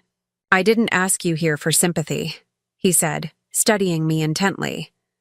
Nor for forgiveness, though I imagine that's what Mark hopes will come of this meeting. Then why am I here, Robert? He shifted slightly in his chair, a movement that seemed to cause him discomfort, though his expression remained controlled. Respect, he said finally. I wanted to tell you directly that I respect what you've built with Ecotech. You outmaneuvered me, something few have managed in 50 years of business. Coming from Robert Anderson, this was extraordinary acknowledgement. I remained silent, sensing he had more to say. I was wrong about you, he continued after a moment. I saw you as an amateur playing at business, someone who had created an interesting product but lacked the vision and fortitude to build something lasting. I thought bringing Ecotech into the Anderson portfolio would be doing you a favor. His mouth twisted in a wry smile. Arrogance has always been my particular vice. It wasn't personal, I said, understanding now what this conversation meant to him. It was business strategy. That's what I told myself, he agreed. But business is always personal at some level, isn't it? Especially family business. He looked out the window at the Seattle skyline, buildings where countless deals had been made and broken over the decades. I pushed Mark too hard on the Ecotech acquisition, put him in an impossible position between loyalty to his wife and loyalty to the family legacy. The acknowledgement of Mark's conflict was unexpected. Robert had always seemed oblivious to, or unconcerned with, the emotional complexities of business relationships. Why tell me this now? I asked. Mortality has a way of clarifying priorities, he replied, turning back to face me. I've spent my life building Anderson Capital, expanding our influence, accumulating wealth and power. Now, facing the end, I find myself reconsidering what constitutes a worthy legacy. He paused, collecting his thoughts. The Chen partnership was brilliant, by the way. Using my own rivalry against me, I should have anticipated it, but I underestimated you. A mistake I wouldn't make again if I had more time. The compliment, delivered with genuine professional appreciation, struck me as the most honest interaction we'd ever had. This was Robert speaking as one business strategist to another, without the condescension that had colored our previous encounters. Your prenuptial agreement was equally well conceived, he added. Samantha Torres is formidable. I tried to hire her away from her firm after our confrontation. Did you know that? She declined in rather colorful terms. Despite myself, I smiled. That sounds like Sam. Robert nodded, a hint of his old shrewd expression returning. You've surrounded yourself with loyal, capable people. That's a true measure of leadership, the quality of those who choose to follow you. We sat in silence. For a moment, the weight of our shared history and this unexpected conversation settling between us. I had come prepared for manipulation, for subtle attempts to regain control of the narrative. Instead, I found a man stripped of pretense by the prospect of his own ending, offering not apology, but recognition. Perhaps the only currency he truly valued. I hope you understand, I said finally, that I never wanted to destroy what you built. I just couldn't allow you to take what I had created. Of course not, he agreed. You protected your interests against a hostile action, textbook business defense. He leaned forward slightly, his gaze intent. But I wonder, now that you've achieved such success, do you ever think about what might have been possible with Anderson Capital's resources behind you from the beginning? The international expansion you could have accelerated? The additional product lines you could have developed? The question wasn't asked with his former manipulative intent, but from what seemed like genuine curiosity. Did I ever wonder about the road not taken? Sometimes, I admitted. But any partnership requires alignment of values, not just resources. Ecotech's mission has always been about sustainable innovation, not just profit maximization. That fundamental difference in approach would have created friction eventually, no matter what structure we established. Robert nodded slowly. Values, he repeated, as if considering the concept from a new angle. I've always believed that business values were simple: growth, profit, market dominance. Everything else was sentimental distraction. And now? I asked, sensing the reflective quality in his tone. Now? He looked down at his hands, the skin thin over prominent knuckles. Now I wonder if focusing exclusively on those metrics was short-sighted. If perhaps building something that outlasts you requires more than just financial success. He glanced up, his expression wry. Don't misunderstand. I'm not having some dramatic deathbed conversion to corporate philanthropy. Just reconsidering certain assumptions. Our conversation continued for another 20 minutes, touching on Ecotech's recent innovations, the changing landscape of sustainable business, and the future of the Anderson enterprises under Mark's eventual leadership. Throughout, Robert maintained the direct, unvarnished communication style that had characterized his business dealings, but without the dismissive edge I remembered from our previous interactions. As our time drew to a close, he reached for the cane propped against his chair, preparing to stand. I instinctively moved to assist him, but he waved me off with a flash of his former pride. I can manage, he said firmly, though the effort clearly cost him. Once upright, he extended his hand to me. Thank you for coming today, Jennifer. It was enlightening. I accepted the handshake, feeling the surprising fragility of his grip. "I'm glad we had this conversation, Robert." As Mark returned to escort his father out, Robert paused at the doorway, turning back to face me. "Ecotech is positioning for European expansion, I understand?" The question caught me off guard, not because the information was confidential. Our international plans had been outlined in recent shareholder communications, but because of its seemingly random nature after our reflective conversation. "Yes," I confirmed cautiously. "We're exploring manufacturing partnerships in Germany and the Netherlands." Robert nodded. "Anderson Capital maintains significant relationships with Blaustein Industries in Munich. Their manufacturing capabilities would align well with your requirements."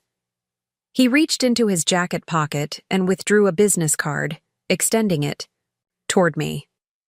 "Klaus Blaustein, tell him I suggested you connect." I accepted the card, momentarily speechless at this unexpected offering. Was this Robert's version of an olive branch? Or simply a businessman recognizing a mutually beneficial opportunity, even with a former adversary? "Thank you," I said finally. "I'll reach out to him." "Good," Robert nodded once, definitively. "Goodbye, Jennifer." As they departed, I remained in the meeting room, processing the unexpected encounter. The Robert Anderson I had just spoken with was both familiar and transformed, still shrewd and unapologetically strategic, yet capable of reflection and even, in his own way, respect. Later that evening, I called Samantha as promised, recounting the conversation in detail. "Fascinating," she said when I finished. "So no manipulation? No hidden agenda? Just professional recognition?" "And perhaps a kind of closure," I added. "For both of us, in different ways. Are you going to contact this Blaustein person?" I glanced at the business card on my desk, considering. "Yes, I think I will. Our research team has already identified German manufacturers as potential partners. If Robert's connection provides a legitimate advantage, it would be foolish to ignore it based on past conflicts. Just be careful," Samantha cautioned, though with less urgency than before. "Even a changed Robert Anderson is still Robert Anderson." "Of course," I agreed. "Trust but verify. Isn't that what you always say?" After we hung up, I sat on my penthouse balcony, watching twilight settle over the city. The conversation with Robert had stirred unexpected emotions. Not regret over the choices I'd made, but a more nuanced understanding of the complex human factors that had shaped our confrontation and its aftermath. Robert had been wrong in his tactics and his assumptions about me, but right about certain business realities. I had been right to protect Ecotech's independence, but perhaps overly simplistic in viewing the Andersons as one-dimensional antagonists rather than complicated individuals operating from their own values and pressures.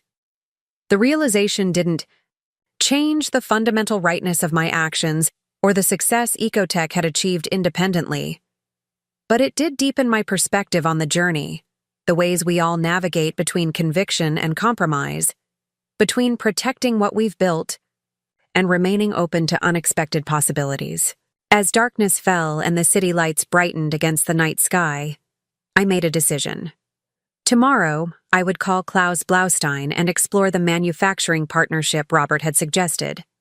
Not out of sentimentality or reconciliation, but because good business meant recognizing valuable opportunities wherever they originated. Ecotech's path forward would continue to be guided by our core mission and values. But perhaps that path could now incorporate wisdom from unexpected sources, even from a former adversary who, facing his own mortality, had found the capacity to acknowledge a worthy opponent. 3 years had passed since my conversation with Robert Anderson. Ecotech had grown into a global enterprise with manufacturing facilities across North America and Europe, our sustainable packaging revolutionizing how companies shipped their products worldwide. The connection with Blaustein Industries had indeed proven valuable, opening doors throughout the European market that might have taken years to access otherwise. Robert hadn't lived to see the full flowering of that partnership. He passed away 6 months after our meeting, his condition deteriorating more rapidly than expected. I attended the funeral, a gesture that surprised many in Seattle's business community, but felt right to me. Whatever our past conflicts, we had reached a kind of understanding in those final months, occasionally exchanging brief emails about industry developments or potential business opportunities. Our communication, stripped of the personal animosity that had once defined our interactions. Mark had delivered the eulogy, speaking eloquently about his father's business acumen and family dedication. When he mentioned that Robert's final advice to him had been to recognize worthy competitors and learn from them rather than simply trying to defeat them, our eyes met briefly across the crowded cathedral. The lesson had come late in Robert's life, but it had come. Now, standing in Ecotech's expanded Seattle headquarters, looking out at Elliott Bay from my corner office, I reflected on how much had changed. Our company employed over 500 people globally. Our stock had split twice since the IPO, and our innovations in sustainable packaging had earned recognition from environmental organizations and business publications alike. My personal life had evolved as well. While I hadn't remarried, I had found balance between my professional commitments and personal relationships. I maintained a close friendship with Samantha, whose law practice now specialized in protecting entrepreneurs from predatory business tactics. I had reconnected with family and old friends who had sometimes felt sidelined during my marriage to Mark. And yes, there had been a few relationships, none lasting, but each offering companionship and perspective during this phase of my journey. A knock at my office door interrupted my reflections. Danny entered, tablet in hand, her role as Chief Operating Officer evident in her confident bearing. She had grown alongside Ecotech, her leadership instrumental in our continued success. The Anderson Capital team is here for the partnership discussion, she said, her expression carefully neutral. Even after all this time, the Anderson name carried weight in our company history. Thank you, I replied, gathering my notes. Conference room A? Danny nodded. Everything's set up. Do you want me to start without you? No, I'll be right there. The meeting ahead represented a significant shift in Ecotech's relationship with Anderson Capital. In the years following Robert's death, Mark had gradually transformed the company's approach, focusing more on strategic partnerships than acquisitions, emphasizing sustainable investments rather than purely profit-driven ventures. Our past conflict had evolved into a cautious professional respect, with occasional collaboration on industry initiatives. Today's discussion would take that evolution a step further. A formal partnership between Ecotech and Anderson Capital's renewable materials division, combining our packaging technology with their advanced recycling infrastructure. The potential environmental impact was substantial, potentially diverting millions of tons of waste from landfills annually. I paused at my office door, taking a deep breath to center myself. This meeting wasn't about the past, the anniversary, dinner confrontation, the prenup clause, the divorce. It was about creating something meaningful that served both business interests and environmental needs, a partnership built on mutual respect rather than dominance. The conference room fell, silent as I entered, all eyes turning toward me. The Anderson Capital team sat on one side of the long table, 4 executives led by Mark, whose position as CEO had been confirmed by the board following a 2-year transition period after his father's death. My own team occupied the opposite side with space at the head of the table for me. Good morning, everyone, I began, taking my seat. Thank you all for being here for what I believe could be a transformative collaboration. Mark nodded across the table, his expression professional but with a warmth that would have been unimaginable during our contentious separation. The years had matured him, the responsibilities of leadership and the distance from his father's shadow allowing him to develop his own business philosophy. Jenny, he acknowledged. We're excited about the possibilities. The meeting proceeded smoothly, our teams presenting data, asking questions, identifying potential synergies and challenges.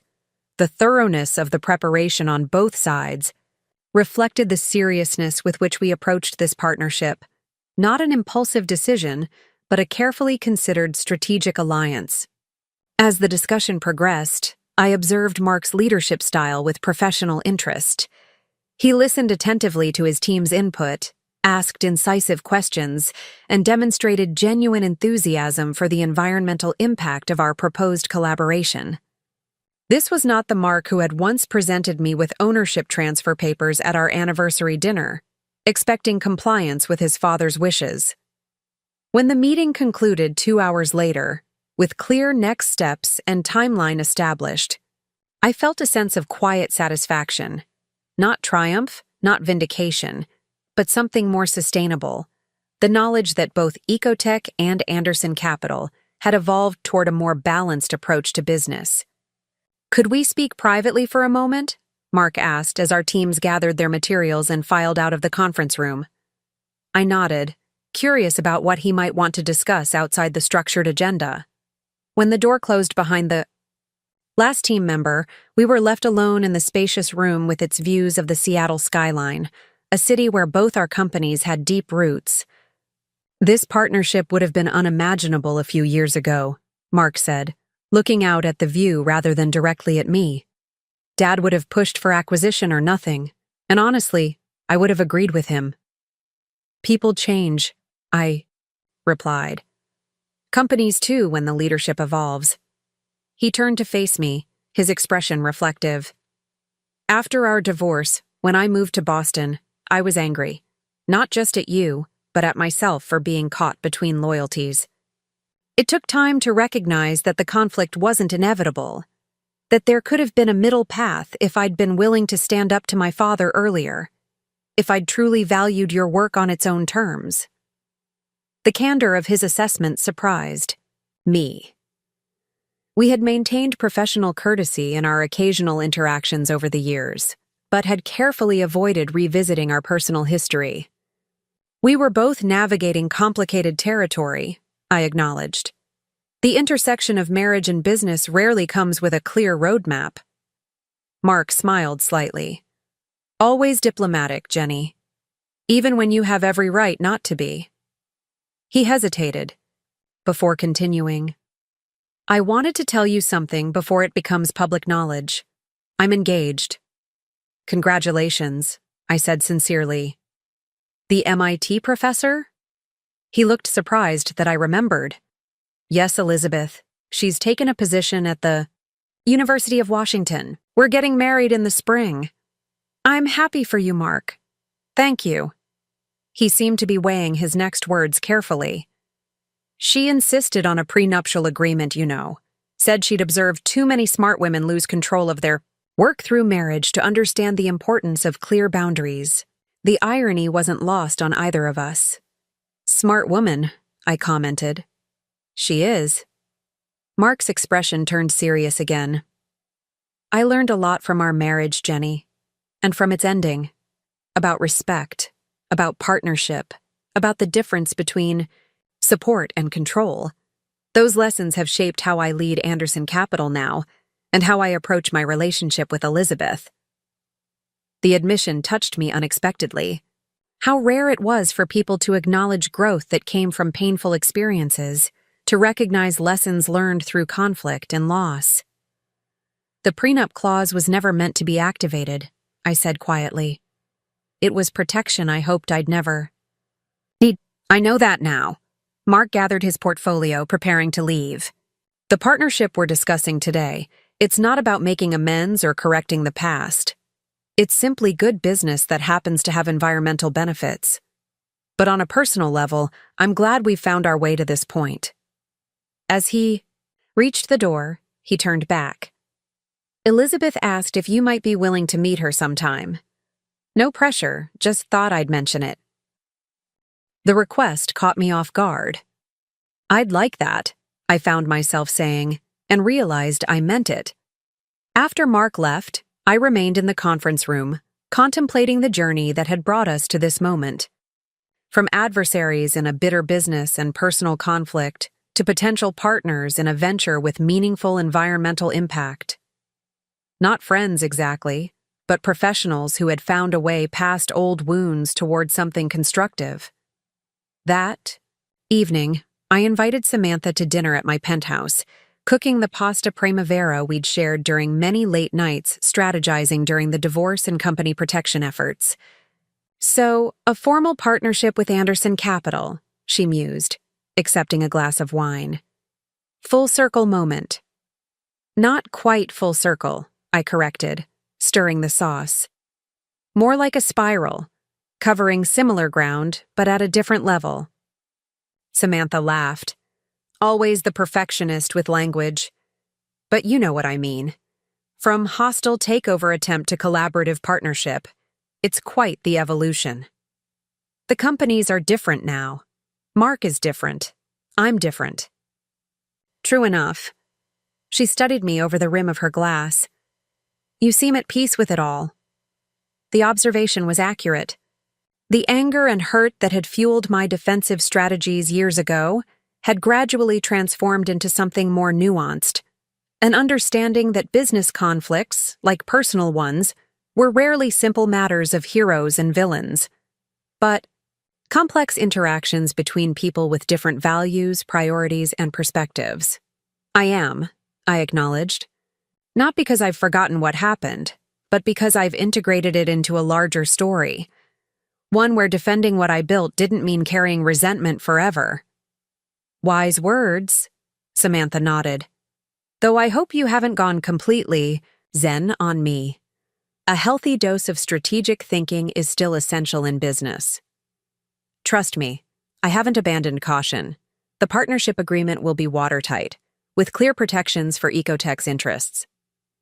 We laughed together, the comfort of long friendship evident in our easy conversation. Samantha had been there through every phase of my journey, from helping craft the prenuptial clause that protected my company to celebrating Ecotech's public offering to advising on our international expansion.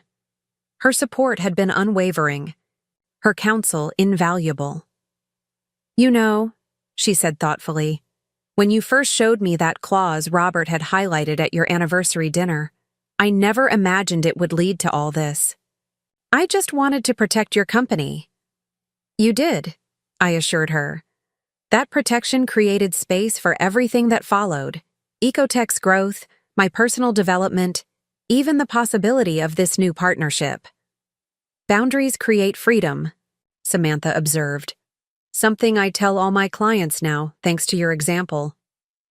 Later, after dinner, we stood on my balcony watching the city lights, much as I had on so many pivotal evenings throughout this journey. The Seattle skyline had changed over the years, new towers, evolving architecture, yet remained fundamentally recognizable, just as my own life had transformed while maintaining its essential core. "What's next for you, Jenny?" Samantha asked, breaking our comfortable silence. "Ecotech is established. The Anderson partnership will open new markets. Your leadership team is strong. Have you thought about your next challenge?" The question was one I'd been considering myself in recent months. Success brought the privilege of choices, of potential directions that would have seemed impossible during those early struggles. "I'm exploring options," I admitted. "The Governor's Sustainability Council has approached me about a leadership role. There's potential for Ecotech to develop an educational foundation focused on circular economy principles. And I've been toying with the idea of writing a book about business ethics and sustainable leadership." "All worthy pursuits," Samantha nodded. "You've earned the right to choose." That was it, exactly. The freedom to choose based on interest, an impact rather than necessity or reaction. The prenup clause I had activated at that anniversary dinner had protected my company in a moment of crisis, but the true value of that protection had unfolded gradually in the years that followed. It had preserved my ability to determine my own path, to build something aligned with my values, to establish relationships, both business and personal, based on mutual respect rather than power imbalances. 2 weeks later, I found myself at a small cafe in the University District, meeting Elizabeth Chen, the environmental science professor who would soon become Mark's wife. She was everything he had described: brilliant, passionate about her work, with a quiet confidence that needed no external validation. "Thank you for agreeing to meet," she said as we sat with our coffee. "I know it's an unusual request." "Life rarely follows expected patterns," I replied. "At least in my experience." Elizabeth smiled. "Mark has told me about your history, the business conflict, the divorce. He speaks of you with great respect, you know." "That's evolved over time," I acknowledged. "We've both grown." "That's precisely why I wanted to meet you," she said, leaning forward slightly. "I'm developing a new course on business ethics with an environmental focus.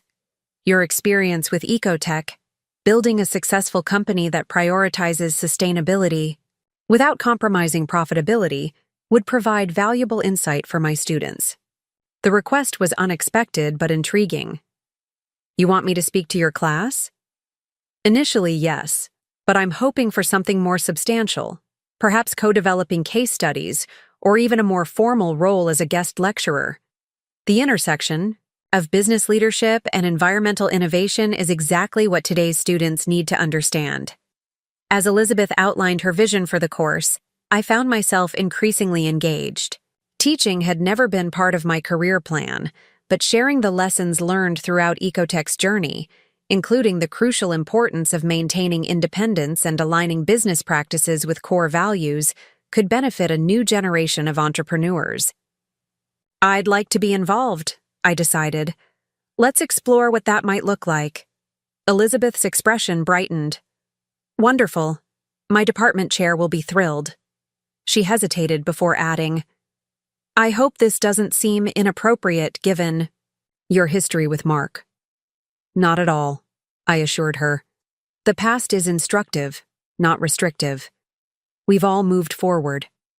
As we continued our discussion, mapping out possibilities for collaboration, I reflected on the unexpected paths life could take.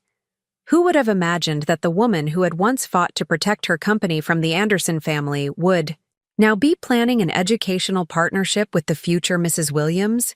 Yet it felt right, another step in the ongoing journey that had begun with that prenuptial clause.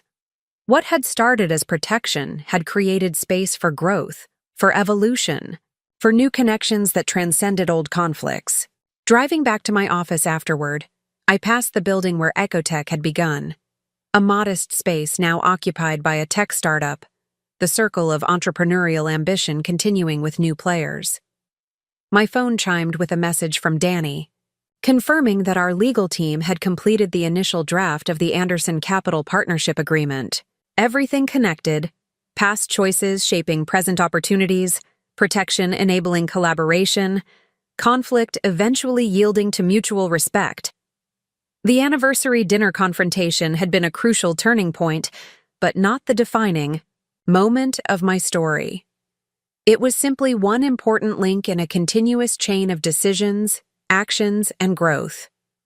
The prenup clause I activated had changed everything, yes. But the true transformation had been in how that moment of strength had created possibilities I couldn't have imagined as I walked away from that disastrous dinner years ago. Not just business success, but a fuller understanding of myself and what I valued most: independence coupled with meaningful connection, protection that ultimately enabled collaboration, boundaries that created freedom. Up next, you've got 2 more standout stories right on your screen. If this one hit the mark, you won't want to pass these up. Just click and check them out.